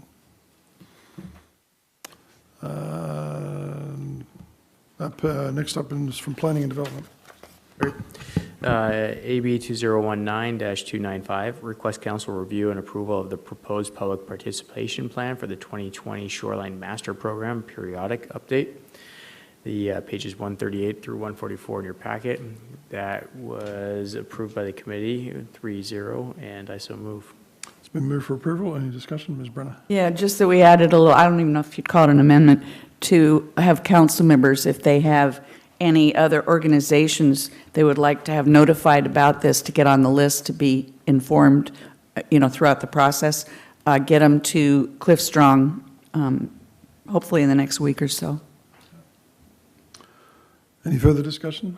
Seeing none, all in favour say aye. Aye. Opposed? That passes 7-0. Next item up was no committee assignment. It's AB 2019-304, discussion regarding future scheduling of AB 2019-285, a proposed ordinance amending Whatcom County Code Title 3 to require the public funds used for construction programs to do double duty by also providing apprentices with job training hours to meet the requirements necessary to become the next generation of skilled tradespeople. Now, this discussion is just about which committee it goes into. It's nothing else. Ms. Brenner. I move we put it in Public Works Committee. Okay. Second. Okay, it's been the motion and second. Discussion. I would, Mr. Sadhu. I think we should put it into the committee of the whole. And if I may speak to that, I would like to propose that it goes to the committee of the whole, but that I do not chair the meeting. I am too emotionally connected to this issue, and I would like to defer to the council vice chair to act as the chair of that particular committee, if that's the case. Mr. Burt. Whatcom County Code 2.02.075 specifically states what the standing committees are and what items that they should hear. This is something that we had discussed last time. It seemed like everyone was fairly unsure of what the communities were meant to address and where things should go. Public Works and Health, as written in the code, says that it will see items, general areas of responsibilities for this committee shall be road construction and vacations, new construction, remodeling, public utility issues, solid waste, and health-related issues referred to the committee by the Health Board, Public Health Advisory, or Health Department. So essentially, anything related to construction and development that we are doing as a county, the specific ordinance would fall within that, because it would essentially be every construction contract that we do over $1 million. And so it directly relates to what that committee oversees and the topic of that committee. That's in addition to the fact that it's where we originally agreed it would go. So I would speak in favor of the motion. And I just want to say that, yes, it could go to committee of the whole, it could go to finance, it could go to, we could just stop having committee meetings. To me, this is where this should start, and it needs a start. It needs some more discussion and work done, and then maybe committee of the whole or just have a hearing. But it's, I can't think of another topic that is more fit for Public Works than something that specifically deals with public works. And again, yes, you can fudge it in all kinds of places, but that's where it should start. Ms. Frazier, then myself. I was just wondering if we had the code for the committee of the whole, when things do go to the committee of the whole. No. Very vague. Very vague? But committee of the whole is like Not defined, anything. actually, is it? There's no definition to committee of. yeah. No, Okay. it's just Well, anything. that's talking about building, but this is more than building. It's the contracts, it's what we're bringing in, how we're going to, apprenticeship, I think, is different than the building part of it. No, actually, that's exactly what it's about, training people how to do building. Does it affect anything else other than construction projects within the county? No.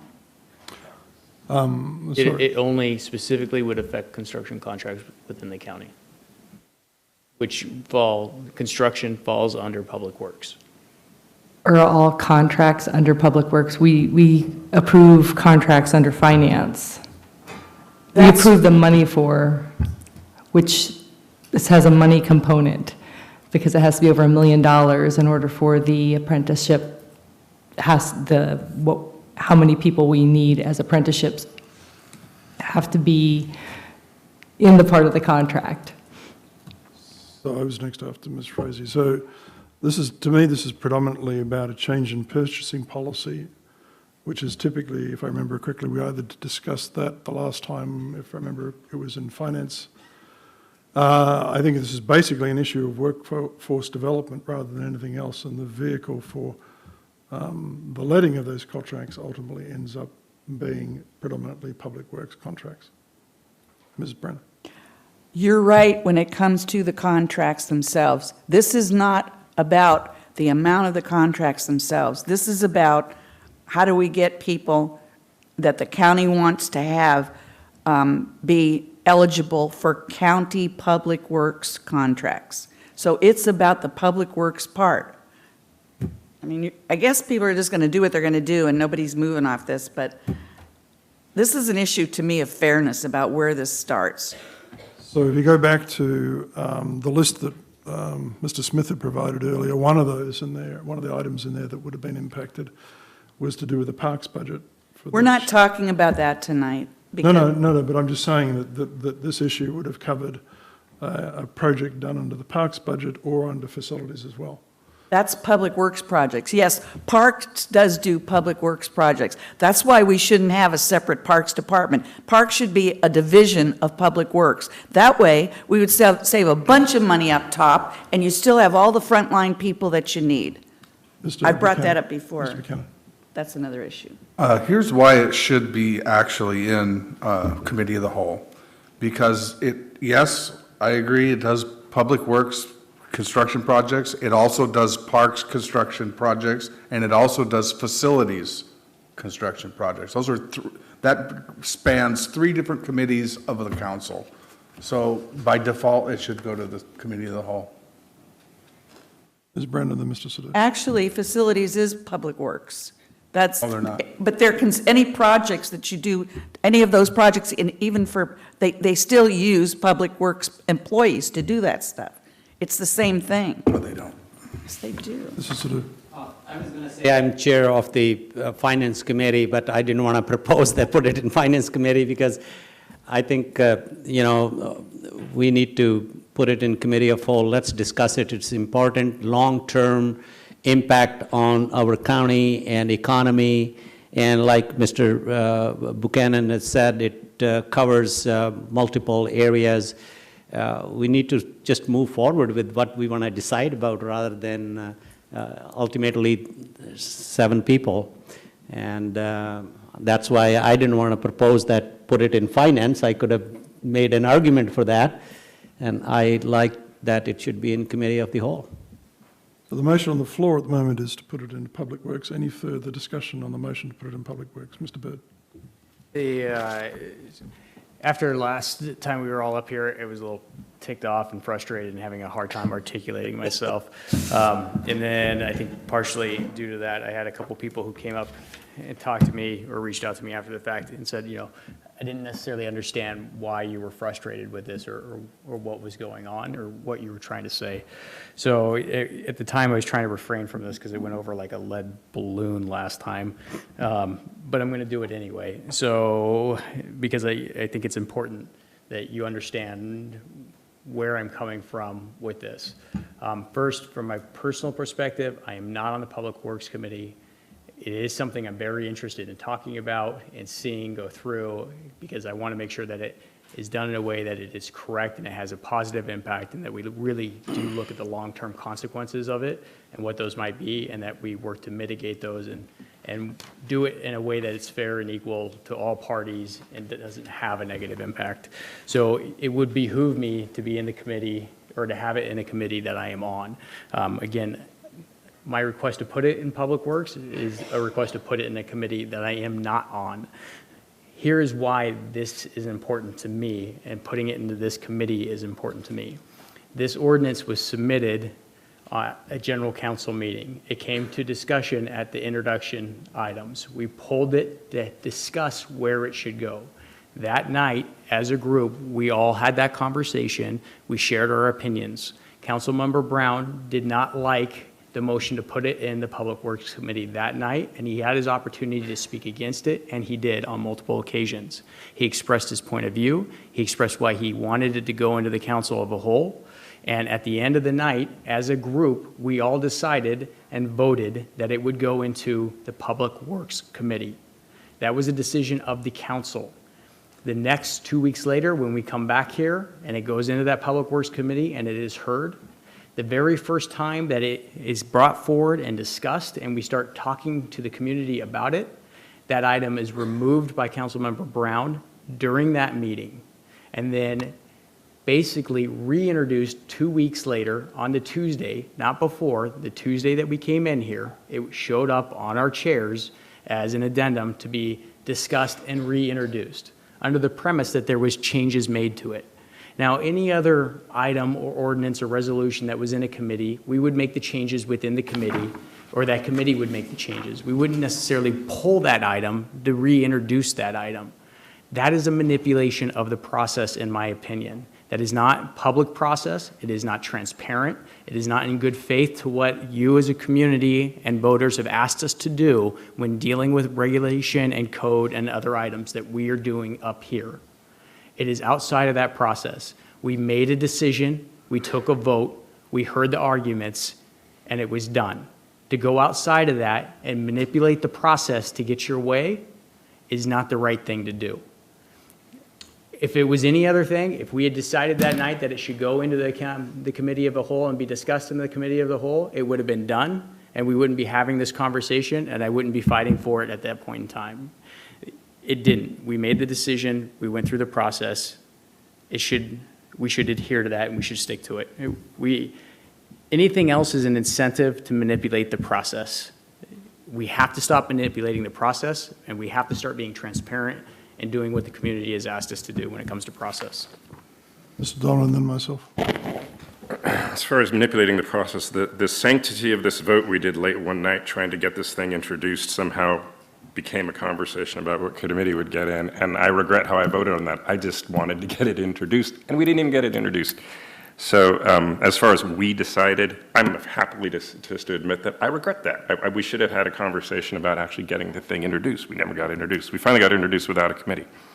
So I'm perfectly willing to say that I regret that decision, and I'm happy to change it. I don't see that as manipulating the process. I think it was like a lot later than this, and we were trying to do that, and we never got introduced. We still haven't got it. When we finally got introduced, that's right, with no committee. So I've never seen, and actually to be kind of dial it down a bit, we do, I think Mr. Buchanan made the point, like you think the Venn diagrams of what jurisdiction, what committees might have on this overlaps a lot between at least two committees. The surface water work session thing, lake Whatcom stormwater thing, I mean, that overlaps between natural resources, finance, and public works. It goes to committee of the whole. I don't think we thought it out very well when we did it the first time. I don't really care where it goes, but to say that's how I'm manipulating the process and is devious and deceptive, I think is just damaging discourse. So I take exception to the manipulation of the process. The fundamental deviation from normal procedure here was that we started having a public hearing on it before it was introduced, and then we placed it in committee before it was introduced to decide if it was going to be introduced. I had submitted it for introduction. The normal process is to introduce it, assign it to a committee, give the public fair notice that there's going to be a public hearing about it, and then have the public hearing and the discussion. And if the committee decides at that point it needs to have more than one session of doing it, then it holds it over for a date certain for the next meeting. None of the above occurred. So that's why I took it out. The other reason because it was my prerogative as the maker of the motion to withdraw my motion, just like any of us can do so up here at the podium at any time, and all of us have done at one time or another. I removed it in part because the administration had said, we have a number of issues of this. We'd like to have a discussion with our legal counsel about this, which I did. I then went and had a discussion with Mr. Quinn and then Ms. Frakes, and based on the requests that they made, then I altered the ordinance and brought it back for introduction as a new ordinance. Ms. Brenner. Well, everybody can make all kinds of excuses about how the thing has been done in a real crappy way the whole time. And you can give all kinds of excuses you want. I don't like getting stuff at the last minute. We got it at the last minute. It definitely seemed like it was for Public Works. It's great that now you regret it. There are very few votes I regret, but I'm sure there are some. But when we vote, and there was a reason. So you guys, you know what? Go ahead and do whatever you're going to do. You can make all kinds of excuses, but it's not going to change where this really should be. Further discussion on the motion to put it on Public Works Committee. Seeing none, all in favour say aye. Aye. Opposed? No. That passes 4-2 with 4-2 to 1 with Mr. Bird and Ms. Brenner opposed, in favour, Sadhu, Brown, Frazee and Buchanan 4 and Donovan abstaining. Next up is to make a motion to put it somewhere else. You know what? I don't have to make a motion. I can stick it in my committee. I don't even have to get your permission to do it. Motion to put it committee of the whole? What? We make a motion? Yes. Committee of the whole? I offer a friendly amendment that the chair be the vice chair instead of me. Shannon? That'd be Mr. O'Donnell. With the chair as Councilmember Donovan. Yep. So I second that motion. Okay. You seconded it? Yeah. Discussion on putting in the committee of the whole with Donovan as chair. All in favour? Any further discussion? Seeing none, all in favour say aye. Aye. Opposed? No. That passes, if I understand correctly, 5-2 with I'm abstaining. 5-2 with Brenner and Bird opposed. 4-2 with Brenner, Bird opposed, and Donovan abstaining. Good, thanks. Next item up is a resolution identifying the 2020-2021 salary and benefits for Whatcom County elected officials. Do I have a motion to approve? Ms. Brenner. I have a question. I'll move to approve. So do we need to do it before we discuss, or can we just start? Yeah, I don't. Let's get on the floor and then let's discuss. So do I have a motion to approve? Mr. Donovan, was that you? Move to approve. Do I have so a we can second? discuss. Mr. Buchanan seconds. Mr. Sitkin. Yes, I had a question. What was supposed? Brenner. Yes. I don't remember a whole lot about how this was done, but it seems to me that there's not the same kind of percentage of increase. The council's increase is a much higher percentage than. So what the charter sets out that the salary commission is to determine the salaries for all the elected officials other than the judges, essentially. So we approach each elected position independently. So while the COLA is the same across the board for each position, we determine each elected position's salary for 2020 and 2021 independently. So we looked at what we thought and a variety of different factors under each elected position. So although we did tend to look at the auditor, treasurer, and assessor similarly, the different from prosecuting attorney, the county executive, and the council members. So we had, there were initial discussions started with the council. I think a lot of discussion was there and with the prosecuting attorney about what the proper setting of the salary should be. Council did end up being higher. I think it largely was viewed as the $30,000 a year for what many perceived to be could be, and legitimately was a full-time job for many people, amount of time it might take. And though the charter identifies it as part-time position, we saw that this was more than that. We would expect your expertise on a variety of issues, even what you've discussed tonight, would be more than just a singular focused item, and that position warranted more. We look at what the other staff members in the departments would be, how it related, and some of your staff exceeded your salaries. And so we looked at all those things, a variety of issues. So yes, the adjustment for council was different than others. And I would say this was a lingering discussion from the prior commission. Remember, commissioners serve essentially 2 cycles, and they're offset. So I'm off, and there's 3 or 4 will retain from this current commission. So the last commission had a lot of discussion about the council and what the right salary setting should be for that position. Ms. Frazee? Yeah, I really appreciate the time you put into this and your commission. I have one concern about the council, and that's the position often requires near full-time demands while considering a part-time position. We are required to do 80 hours per month, which is half-time. My concern is if we make an expectation to go over that, there are people that then we're going to get only people who are retired or have the means to put in a full-time job. We have people coming up putting their names forward that are single parents or things like that, where they can do the 80 hours, and that should just be the expectation. Well, I can speak to that, Okay. our thoughts. And again, the charter doesn't give you much discretion here, so I'm just really here to explain Okay. our thought process for you. We recognize the charter says this is a part-time position, and it does not say that it's a full-time position. We also try to recognize what we perceived as reality is that there may be a wide variety of the level of commitment of council members, that some may put in 5 hours a week, some, and I'm not suggesting anyone does, we don't know. But some might put in 50 hours a week.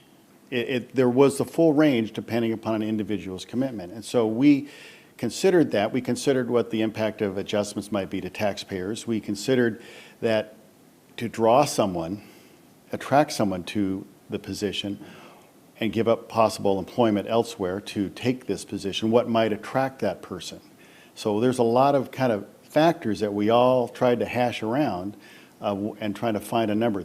I would say the initial motion was a higher number for the council. I think the first motion was to set the council members at $50,000 a year, and that didn't pass. We then worked on a new number and where we could try to coalesce what was right.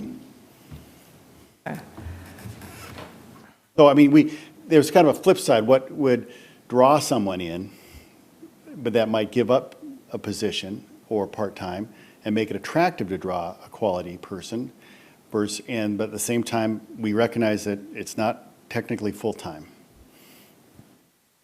Ms. Brennan, then myself.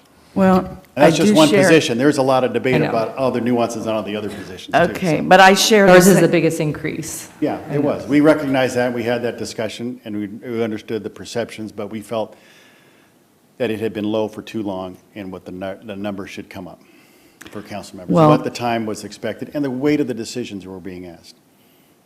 I share the same concerns there too, and I can guarantee you, changing that amount by any amount isn't going to guarantee anybody who gives a rip about doing more work, not even a little bit. Politics sucks, and that's what this is, and it really bothers me that this has happened, because, yeah, and it's not your fault. No, it's not. I'm not saying it's But my I fault. don't like it. I mean, to me, if it was the same percentage and it was like a cost of living kind of thing, I could understand it. This is way off. Fair discussion. I mean, we had these kind of discussions, Yeah. and even the prosecutor took a lot of time. I mean, the prosecutors, the statute for the state doesn't set the prosecutor's salary. It does, in its intent, says it should be set with the Superior Court judges. So we look at all the counties, and quite frankly, your compensation for the elected legislative body is substantially less than what other jurisdictions have. Again, May not that has matter. to me, that has nothing to do, especially with this kind of thing, why somebody would choose to go into So it. when we understand that, what draws someone in, we can't do the full demographic psychological study, but we try to look at a comparable.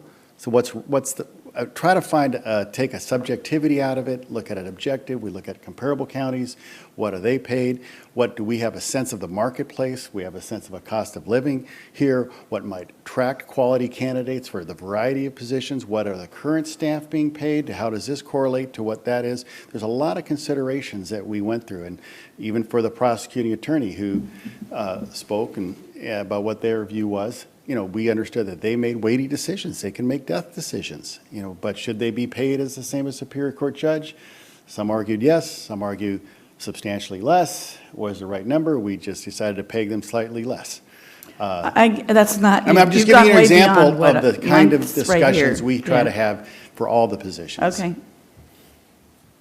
So a couple of things I just want to acknowledge that when you talk about those of us who work hard, I try and read most stuff.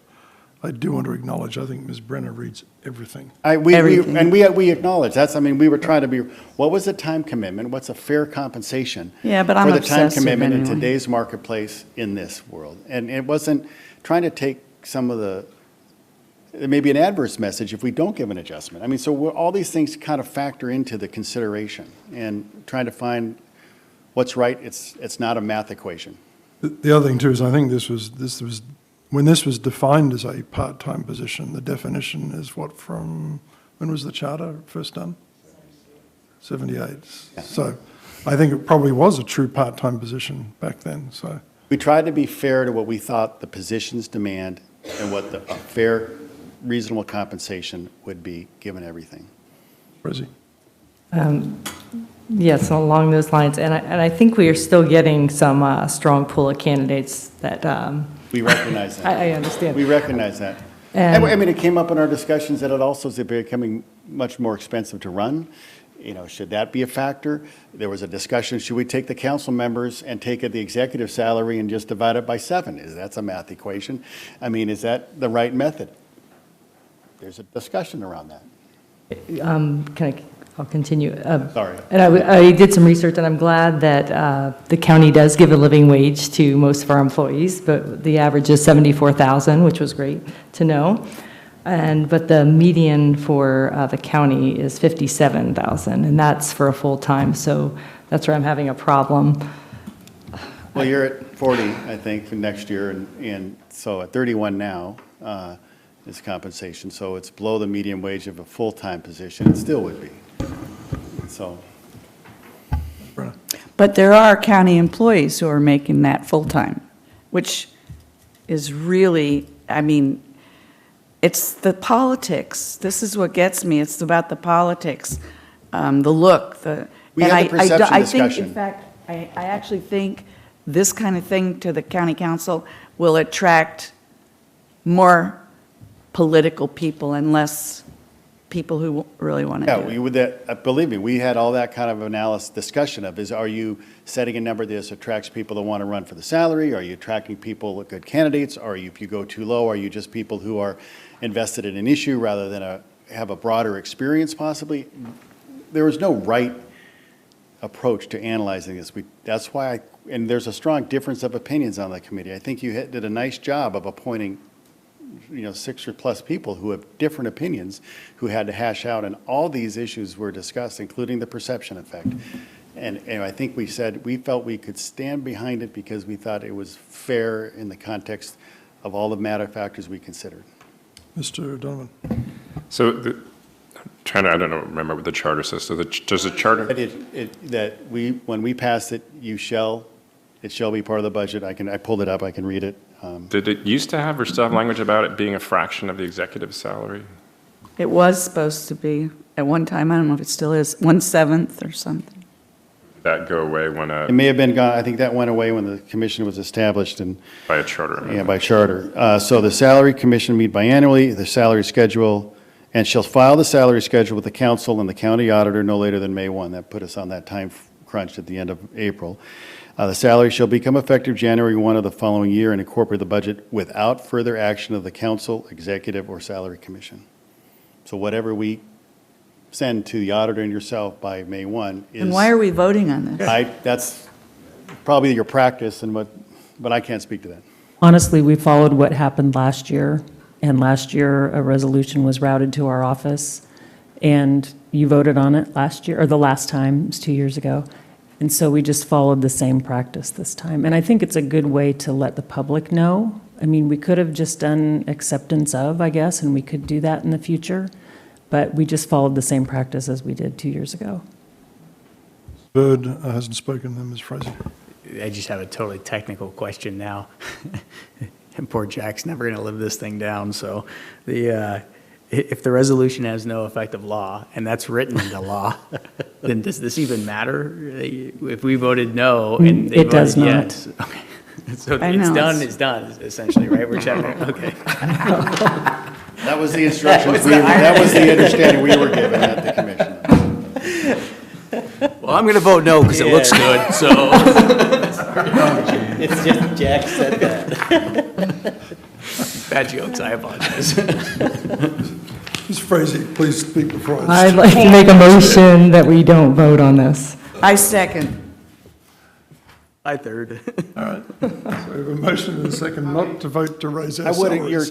your commission put a lot of effort into this to try to find the right thing, and I think it would be valuable to have a vote to accept the decision for at least to back up the 6 members of the commission who serve their time.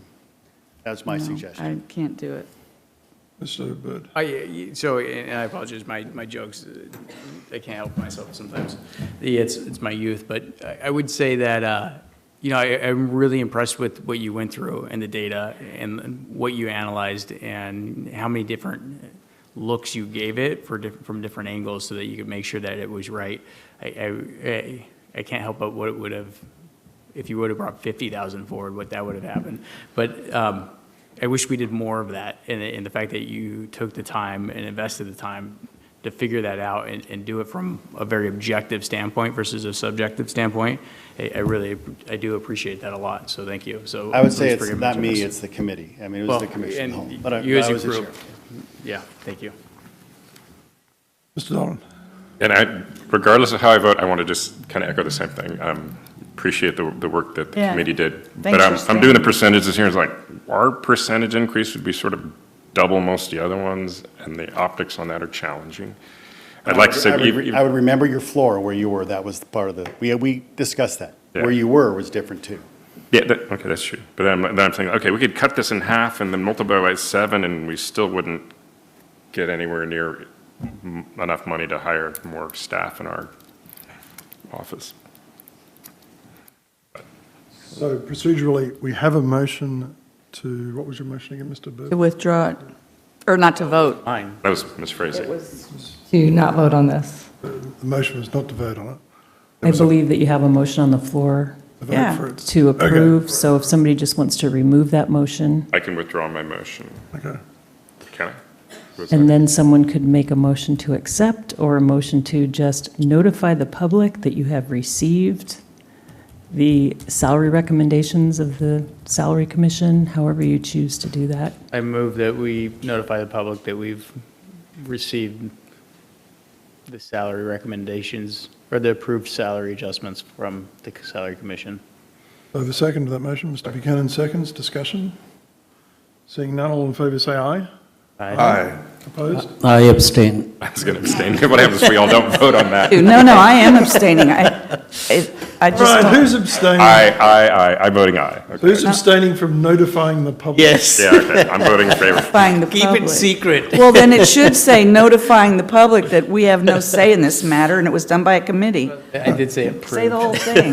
But, so I was trying to get to the fact that it was already approved and. Yeah, that's what it should be. This Friendly was- amendments? That we Oh, have it's already- been, the vote's already occurred. all right. So Well, fair the enough. vote was 5 to No. 2. I'm in favor of notifying the public. 5 to 2 in favour of notifying the public 2 were opposed to notifying the public. I'm not That's not opposed, I opinion. abstained, that's not opposition.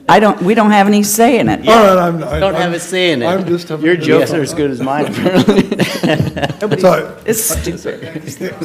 yeah, if I, Actually, I just if I- wanted to say it takes a lot of work, a lot of work to go through this kind of study, because I have done on other organizations something similar. It's not easy thing to do, so, thank I you. just think it's important that the public understands the council had nothing to do with this. Well, I think the council voted on that when they approved, the community voted on that when they approved the charter.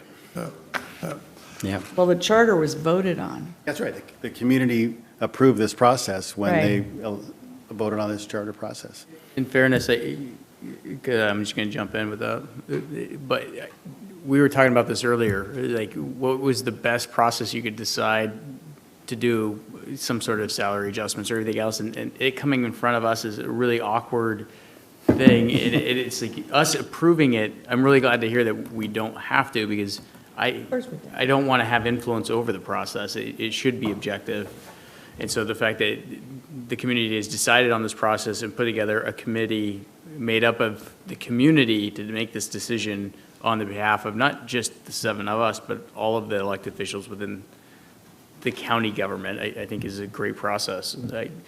I like the process from outside as much as I like it from up here, so, yeah.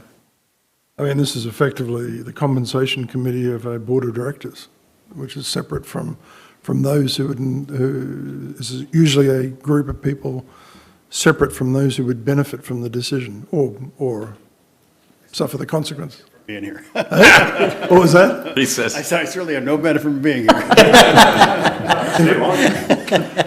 So I would just like to extend my thanks to you and your fellow committee members. I think it's a great addition to transparency in the process, and I appreciate it. I'd like to suggest, if Madam Clerk, if we could just work out an alternative for next year. Maybe it's just because I think the public process of you doing the presentation is valuable, but I think, whether it just Well, I didn't have to come. Maybe I shouldn't have. That's true. Above and beyond you went. I think if I would have a process, I would just say it's a motion to accept the recommendation. You don't have to, you're not endorsing it, but you're receiving it. I mean, accepting it is like we're taking it in. I'm not as an approval. I don't accept it. And I would suggest that the better process is that we have a presentation from you, because a motion to accept is by definition us approving our own salaries, for which we don't have the right to do anyway. Chair. Hey, Mr. Burt. I'll go with Donovan too. To your point, the resolution is just a resolution identifying the salary. So it's not even, it's just us publicly saying these are the salaries that have been identified, I would assume. So it's not approval, it's not acceptance, it's just, here's the salaries that the commission. Right. And my personal preference would be not to have a vote on this at all, but to have a presentation. But that's my personal. Well, I think Then why what we could did you do is vote? receipt of. We'll just do receipt of in the future. The salary decision. Make a motion, a receipt of, we had the presentation. I think it's public awareness. Yeah, well, but- we heard it. No, the debate was That's great. it. Presentation was great. I think very positive. And I'm not the chair next time I'm off, so it'll be somebody else. So you're perfectly happy to assign it to somebody else, whatever we do. You can go home now. All right. Well, thanks, John. Appreciate it. Thank you. Thank you. Thank you. All right, next item up is appointment to the Boards and Business Advisory, appointment to the Business and Commerce Advisory Committee representing healthcare industry applicant Debbie Oll. Committee advises the Whatcom County Council on issues that could impact local businesses, industry, or economic development. Do I have a motion to approve? Move to appoint. So No, don't we pretty much photo confirm? finish. Carol did. Carol moves and then. Minor Mr. confirm. Is it confirmed? Yeah. Move to confirm? No, this is an appointment. Move to No, appoint? this is an appointment. Oh, it is a yeah. point? Okay. Ms. Frazee moves to appoint, Mr. Bird seconds. Mr. Okay, was Mr. I'll Sid. second Oh, I that. thought that was. Any discussion? Discussion. Mr. Bird. It doesn't appear that Debbie's currently employed within the healthcare industry. It sounds like she's a business consultant, but That's just my interpretation of what I'm reading, so if I'm wrong, someone please correct me. But for I me, understand. and the other thing I felt like we had approved someone to this position already a couple weeks ago when it had come up, but I could easily be wrong about that. But is she actually working specifically within the healthcare industry? The whole point of us creating and adding this one item in was to have someone specifically in that industry, I Right. thought. So, I mean, I don't think I voted to have this added in anyway. Well- So, but to the group that felt that was important, I'm asking you, like, does that matter? Health plans. Well, I mean, she lists on a resume. Health plans, I thought that was her past. Does describe Sterling your Health Plans. occupation, or, yeah. So that was past, Sterling Health Plans was sold, wasn't that the big Sterling over in Berkeley that sold, that had 800 people? I mean, Yep. it was a $1.2 billion company. Yep. That was sold 6-7 years ago and broken up. So she's not the president of that anymore. No, but she lists herself as the founding managing partner of Edgewater Advising.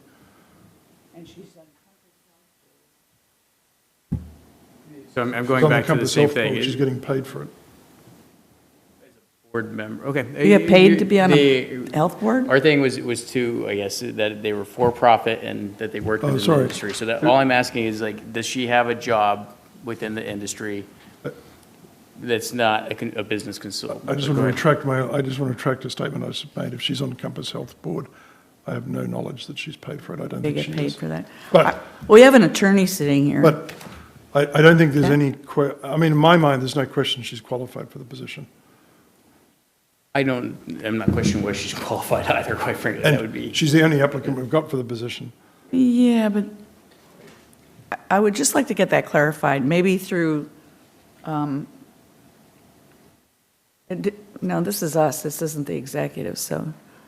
So can I ask, I mean, what's the goal of the commission? Because I think it should go back to that. I mean, my understanding was it was to have people that were actively in the industries, doing the jobs, employing people, to help them look at regulations and economic impacts that we're currently dealing with, and how those affect the businesses they're running, so that we could help make decisions that would have a more positive economic impact on our community. So. Actually, I really like your line of reasoning. I know Debbie for a while, and the whole purpose of choosing these people on the Business Advisory Committee was, what you're exactly saying, she brings a ton of experience how healthcare industry works. It's not that person should be working in that industry and they can help grow jobs or something. The idea was, who has the expertise on that committee? We are collecting different expertises from different things. They can guide the future of the county business growth, right? And that does not stop. If you're working for that industry, suppose, so I worked 25 years in petroleum, and then I did solar business. It doesn't mean that I lost that experience, It's knowing the background. That Debbie has a vast background in healthcare industry, how it works and what are the nuances of that, and how something like that can be grown or make an impact in our county. And I see that as being her qualification to be sitting on that committee. It doesn't have to be that you're actually working or not working. What you are adding to that committee. What do you bring to the committee? And I believe that she does bring a lot to the committee from that perspective. Okay. Further discussion on the appointment of Ms. Oll. Ms. Oll. Seeing none, all in favour say aye. Aye. Opposed? That passes. Yeah. Can you just make my voting records difficult? No, tonight we are. That passes 6-0 with Mr. Bird abstaining. Next item up is appointment to the Surface Mining Advisory Committee. Applicants Leslie Dempsey, representing citizens who live in close proximity to active mining or mineral overlay area. Harville Friedland and Scott Holst, civil or geotechnical engineer with no direct or indirect financial business ties to the industry. Brad Davis, surface mining material user. Chris Sechrist, geologist. This committee advises the Whatcom County Planning and Development Services Department and the Whatcom County Council on implementing a surface mining regulatory program consistent with the comprehensive plan. Now, this is going to be a little challenging because did you provide a sheet? Does everybody have this sheet? First, move to appoint all of them? Well, we can't because, oh, sorry, you can move to a point, then we can vote. Sorry, yes. I second that. Moved and seconded, okay. So then, Wait, I moved that we should do, all. Consider all of them. we just did. That's what you said. Oh, I thought you just said one. No. Yeah, sorry. That's a good place to start. Okay. So Madam Clerk, I'm just a little confused. We have multiple applicants for this, and it's only the ones, is there only 2 of these we have a conflict and the rest of them there is no conflict? Yeah, there's only one that has a conflict of two. But why don't we do all the rest by acclamation and then just vote on that one? Ms. Brenner, if I can What? get my question answered. I'm not positive, actually. I believe the other sheet that I gave you earlier might explain it better than the one that's in your script. Oh, I'm sorry, yeah, you're right. And I told you before I understood it, and apparently I didn't. So, okay. You can waive that requirement we're just talking. None of them All are right, contested so except the first one. one up is, we have one vacancy for which we have 2 applicants. And this is where it gets a little difficult, because Mr. Scott Hulse had to rotate off because his term ended, but because there was no one to fill for him after the term had been vacant for 1 month under the county code, he's eligible to be reappointed. So he is now eligible. So we have 2 applicants for this one position, Friedland and Hulse. And Madam Clerk, if you could, if there's, any discussion on that, Mr. Bird? If I'm just thinking this through, for me, what would be logical, the intent of the rule was that we have new people coming onto the committee. The intent of allowing someone who was previously on to step back onto the committee after a month is to fill empty no one else seats. applies. It was kind of what you're getting at. But the That's fact what- that yeah, someone has this- come forward at the same time, I think that the initial intent of having fresh people on there is the logical way to go. So that's how I'll be voting, is even though I think that Mr. Hulse has better experience as it relates, I think it comes back, well, for me, it'll be the intent of the rule, so. So under certain circumstances, I probably agree with you. I disagree with you tonight because this committee has had very few people on it, and Mr. Hulse would offer an opportunity for continuity because there's not, it lacks a lot of continuity with people. So.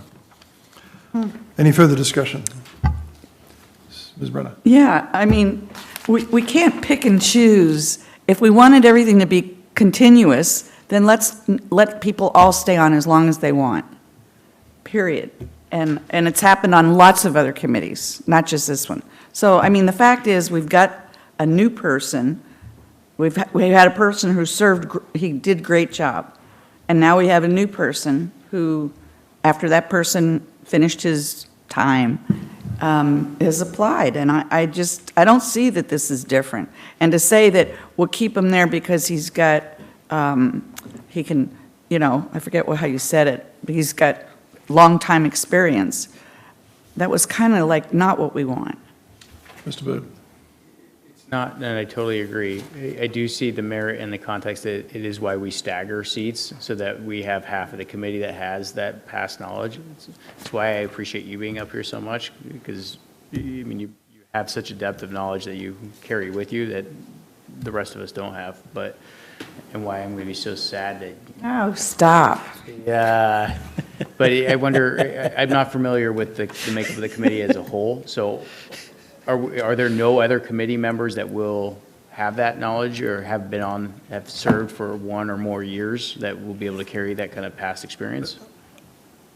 I don't know the specifics of this committee, other than I remember the presentation that they weren't able to make any recommendations. I remember that because they couldn't meet the qualifications for a quorum, because they didn't have enough members, and they've been really struggling to get members. So this, Mr. Hulse, by definition, would have to represent a member who's got experience.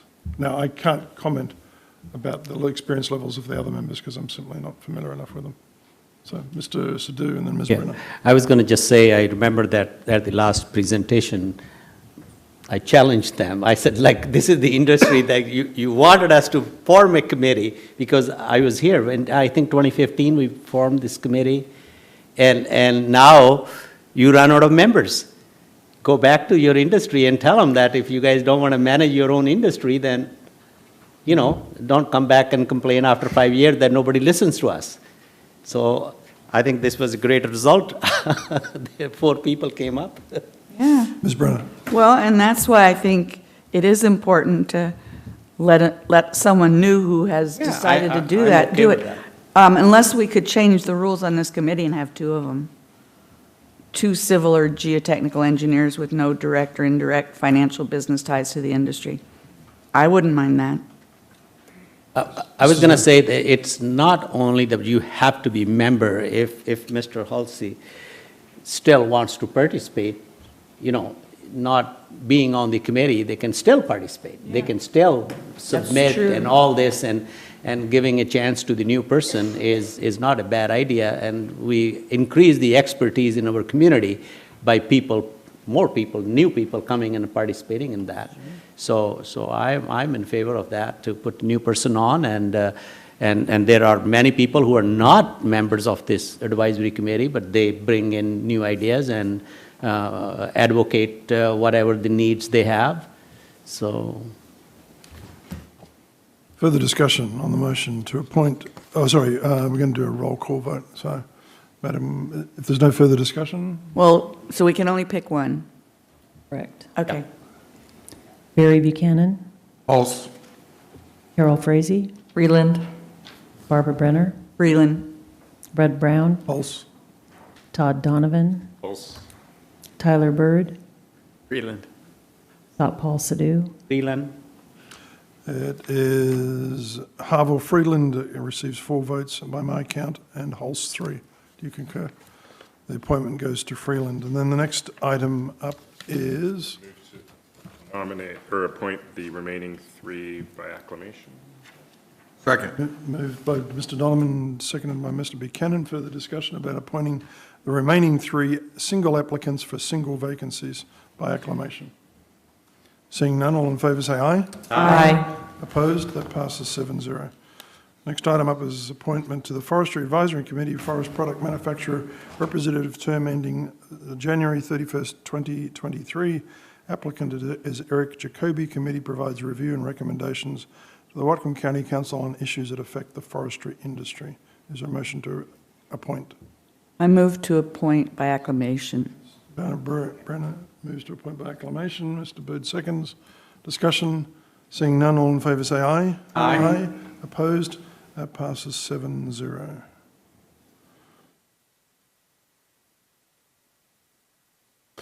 Next item up is executive appointments to boards and commissions. Request confirmation of a county executive's appointment of Raquel Vanola to the Commission on Sexual Assault and Domestic Violence. Do I have a motion to Move to confirm. Mr. Donovan? Second. Mr. Donovan moves to confirm. Ms. Brenner seconds. Any discussion? Seeing none, all in favour say aye. Aye. Opposed? That passes 7-0. Next item up is to introduce all the items 1 through 5. Do I have a motion to introduce? Introduce 1 through 5. It's 1 through 5. Second. Discussion? Seeing none, all in favour say aye. Aye. Opposed? That passes 7-0. Reports, committees, natural resources, please. Natural resources, in addition to the 2 items that we had earlier, had a presentation from folks from the PUD about drought contingency planning. There were a lot of questions about when the process started, but it occurred on the same day or the day after the governor has declared our county to be part of a drought emergency. I hope people can get access to that plan. We'll make sure they can find it. But it was a good presentation and a good conversation about how that should have maybe started differently. Nothing else. Yeah, in the Finance Administration Committee, I think the most exciting thing was Lake Whatcom stormwater utility discussion. I think we added that in the committee just to get this discussion started. And there was a presentation by Gary Stoica and the consultant, I forget their name. and we chose 5 different items to discuss and moved this to the committee of the whole so that we can all discuss that. So that was the most exciting thing we had today, except spending money. Committee of the Whole, Mr. Byrd, you were going to read something. Let's see. Whole thing? Yes. Date, no? Yes. Yep. Sorry. Whole enchilada. It's Okay. the English Hold reading on. test. Good thing it's not later. All right, date, May 8th, 2019, case name, this is why y'all gave it to me. Hotch Raider, Pork Rider, thank you for still being here, versus Phipps and Whatcom County Superior Court number 19-2-00276-37.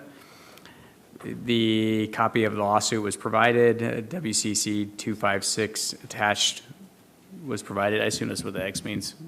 Okay. At the county council meeting, the county council met in the executive session concerning the lawsuit, Hawk Rider versus Phipps and Whatcom County. Pursuant to Whatcom County Code 2.56, the council hereby finds the following. A, the employees were acting in a matter in which the county had an interest. B, the employees were acting in the discharge of a duty imposed or authorized by law. C, the employees acted in good faith. The officers, officials, agents, or employees will be defended and indemnified pursuant to and consistent with the provisions in WCC Chapter 2.56. There's a motion, is it your motion? My motion. Do I have a second? Second. Mr. Donovan seconds, any discussion? Seeing none, all in favour say aye. Aye. Opposed? That passes unanimously. Public Works.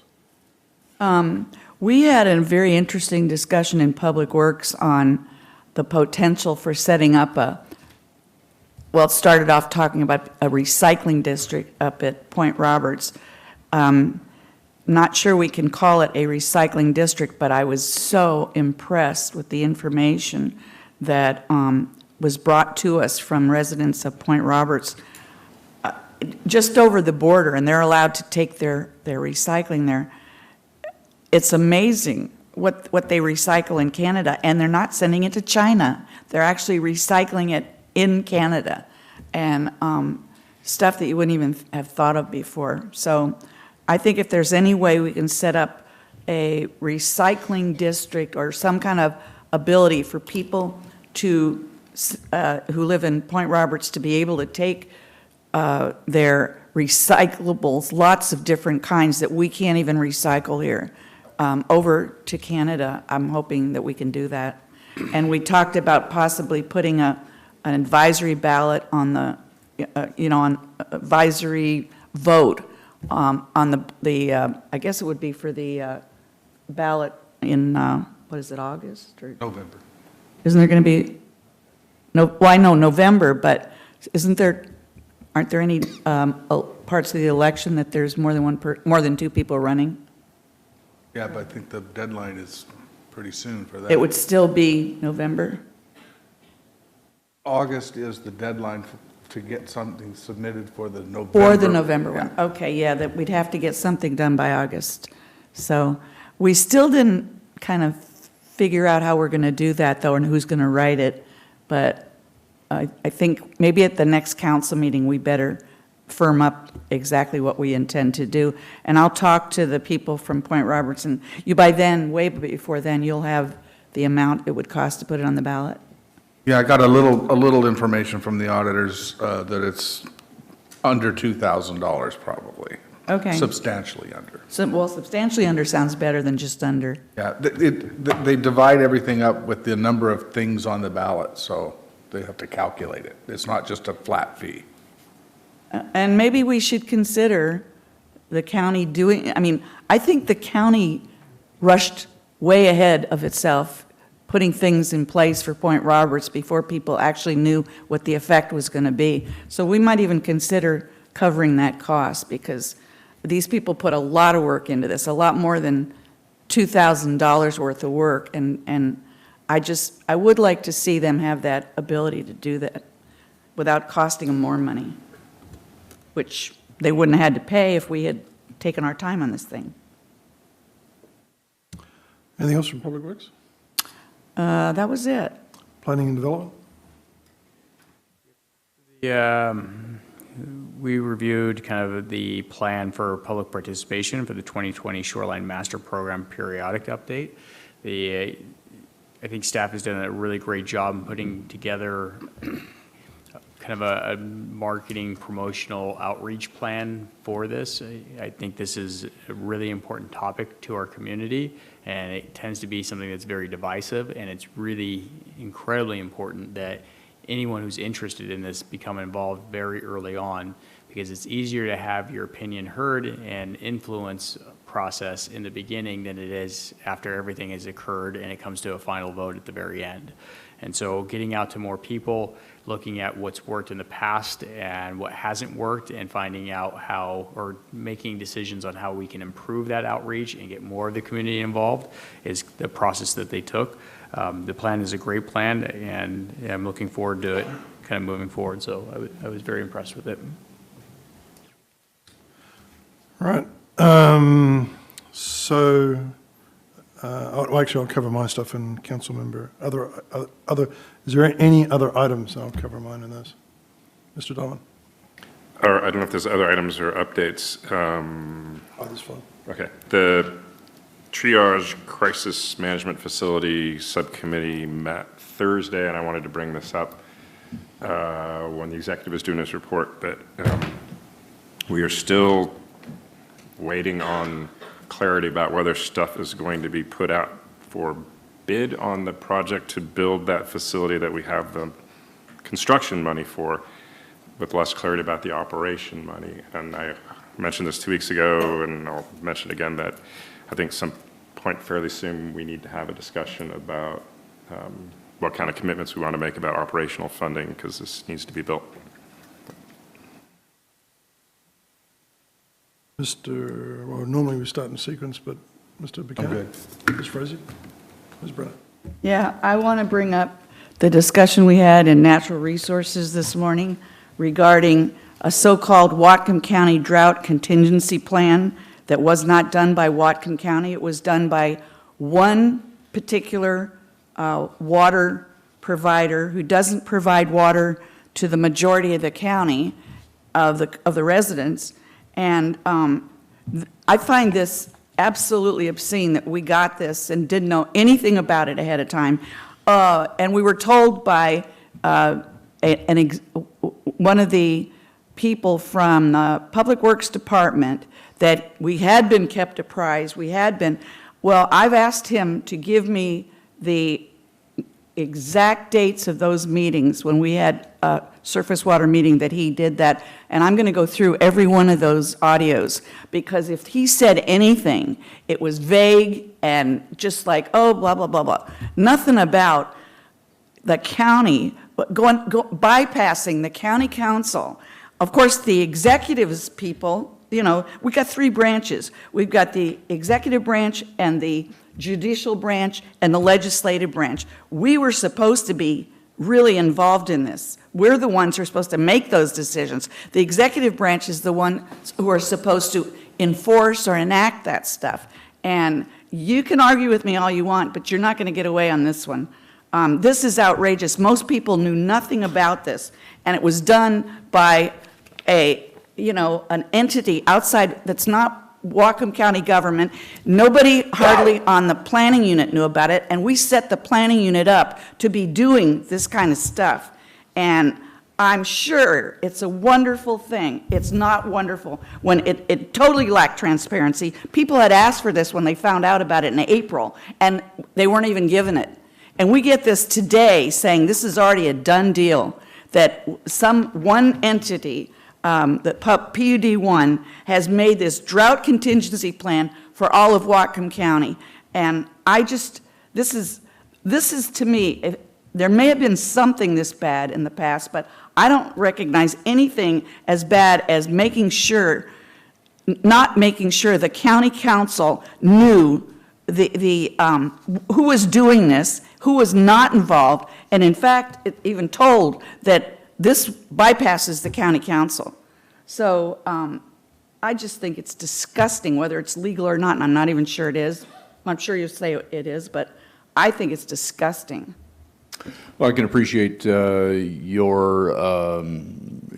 position on it. That's yours to take, and I just want you to know is that the PUD #1 applied for these funds through the state. They were granted it. They're their own legal entity. They chose to do it. I have been somewhat aware of it through the whole process, but not intimately involved in it, just as I'm not with Bellingham initiatives or Port of Bellingham initiatives. I knew that it was going. The Port PUD was here to inform the council of their work, and it is your right to have your opinion on that, but it is not our right to enforce, inform, or direct the PUD. They have their own. They have their own board of directors that does their work, and take it under advisement that you would like to have more interaction with them. I'm sure that they'd be more than happy to let you know more of what their work plans are if you would want to have them and come and ask them about that. I want to respond. This is not about the PUD. This is about the fact that you knew about it, some of your people knew about it, and didn't even come to the council and say, look, because we're the legislators, remember? Didn't even come and say, you know, maybe this is something the county should consider, especially since we set up the planning unit. But no, this whole thing has been about going around the legislative branch, setting up that, that management board, and setting up all these other boards, to making lots of confusion for a lot of people, when it was the planning unit that was supposed to be doing this stuff. And now it's not even the council involved. And I don't blame them. Good for them that they went and did what they did. I blame that we weren't even informed in a way that we knew. I talked to 4 council members today who knew nothing about this, didn't even remember it being brought up in a surface water meeting. So, yeah, you know what? We're supposed to be a check and a balance, but we can't do that when information is withheld from us. I don't believe anything was intentionally withheld with you. And Ms. Brenner, you know, quit rolling your eyeballs at me. We're having a discussion. You quit rolling yours at me, too. You're doing the same thing. I would appreciate the administration to be dealt with respect and not utter disregard that you have done here. I'm a bit tired. The PUD asked members of our staff to participate. They did that. I was involved in it to the point that it didn't, in my executive reports and throughout my knowledge of what was going on, is I felt that the PUD was doing something good, and I'm sorry that you were slighted about it. But it's not, it doesn't rise to the level of the indignation that I'm hearing from you. To correct your comment, I'm not slighted, I'm disgusted. And I don't feel that this was the way this should have been done for Whatcom County residents. Chair, for the opportunity to speak, I'm going to leave now. I'm not sure why you wanted Fine to. with me. This is, I mean, people have put in so many hours of their time, years of their time on these kind of issues, and then it has been totally gone around the Whatcom County Council. It's a county-wide issue. It's not a PUD issue. And good for them for getting that money. We could have gotten money if we had applied. We didn't even know about applying. Mr. Byrd, council member updates or other items?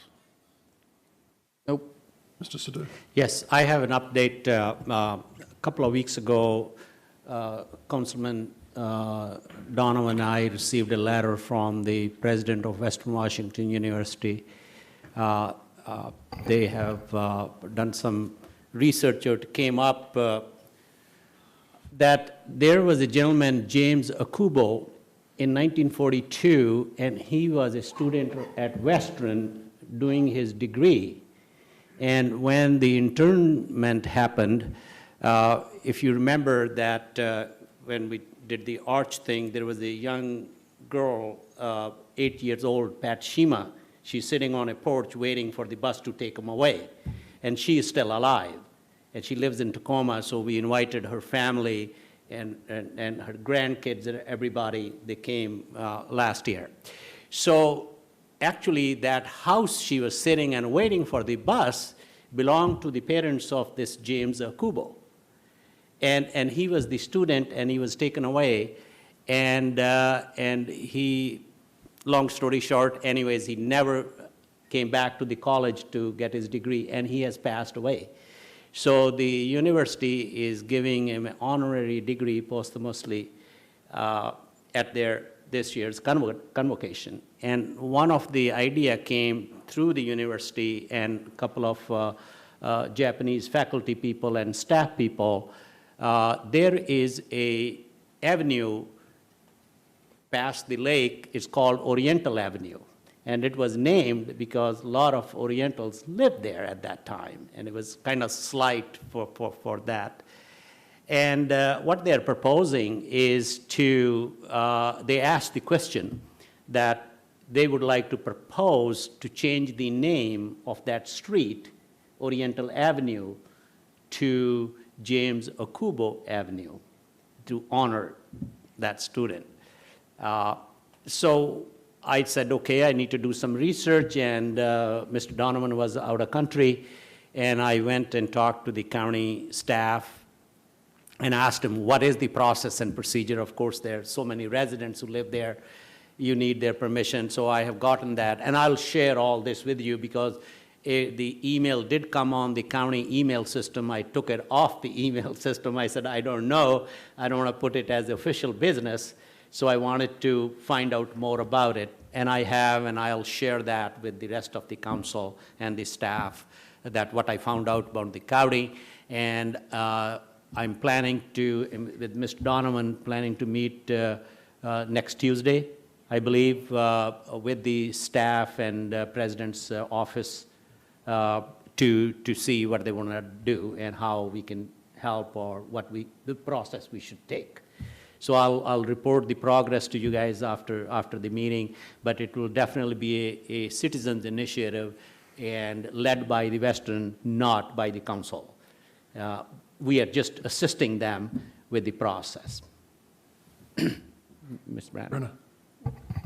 So the people who would vote on it, are they the people who live on that? Yeah, actually, well, if you want to indulge me a little more, I can tell you the process is that anybody can propose, we want to change the name of the street. That's the first step. Once you propose it, the county writes a letter to all the residents. Hey, so-and-so has proposed to change the name. On that street. On that street, every resident gets it. And then the residents have 30 days to object to it, to support it, or come comments and things, and that gets into a packet. Then that packet is presented to the county council, like through the county engineer, Joe Rutan, like he's done before that street name change. And then when the packet comes to us, we study that and we set up a public hearing, right? At the public hearing, then we hear from the public, and then the council decides what to do with it. So the proposal from the university is that they don't want to just do it cut and dry and just suddenly send letters to people, hey, we're going to change the name of your street. The idea was to do an outreach before that. Okay. They want to create, I don't know exactly how, but the idea would be to create a brochure or do a residents meeting of all the people who live in that street and make them aware of the history and why, and like Billy Frank Jr. name was changed not too long ago, right? It's the same process, but that was in the city. This Oriental Avenue is actually in the county jurisdiction, so it will come to county. So I don't know the further details, but this is what I found out from the county name-changing department. And so I will inform the Western about this process and see they want to take it over and how to do that. And we will assist them in whatever way. But it will definitely come back to the county council to make the final decision. Well, can I? Sure. The only reason I'm asking is when we did that one not too long ago, there were a number of people talked about, the costs of people changing different. And that wasn't very many people. It was a little road and not many people. So, Yeah, I want to make sure that. Yeah, no, I have made them aware, there are 8 different signs, it's about like $100 a sign. If the name does get changed, the person who proposes pays for it, right? So whatever the cost is, I don't know, there may be other costs by the city, by the county. Yeah, whatever the. Whatever county that cost. is. But I'm more concerned about people's individual costs of changing all Oh, kinds of stuff. yes, there will be some of sort, and that's what will come out from the public. Okay. How and what, and what would they like to do, or set up a help system for that, for people to change it. There may be some older person living there, say, I don't know what to do, how to do this, so I don't know. But these are the questions we're going to talk about next Tuesday. Yeah, sure. Please do. I just did Todd and Councilmember Sadu. I think that's great, and I appreciate you both doing that.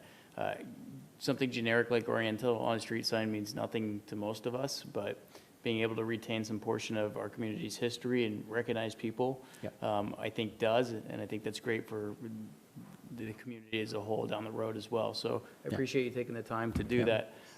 As long as the neighborhood and the street supports it, I'm 100% for it. That's the first step. I think it's really a cool idea, so thanks.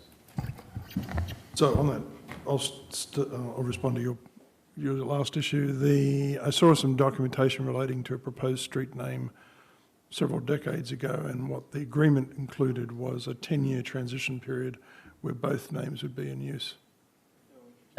There is a process. All I'm saying Right. is that whatever time and what it takes. Right, but I'm just saying that one of the things that ended up in that agreement was the parties agreed that for 10 years they'd use both names, and so that people could adapt. And then, One thing I want to add, I did check with the Whatcom County Emergency Department, because there are several streets with name James, somewhere appears that. So that was another thing we wanted to check. Actually, county staff was kind enough to make the phone call and do that. They said they are okay with that. Right. Yeah.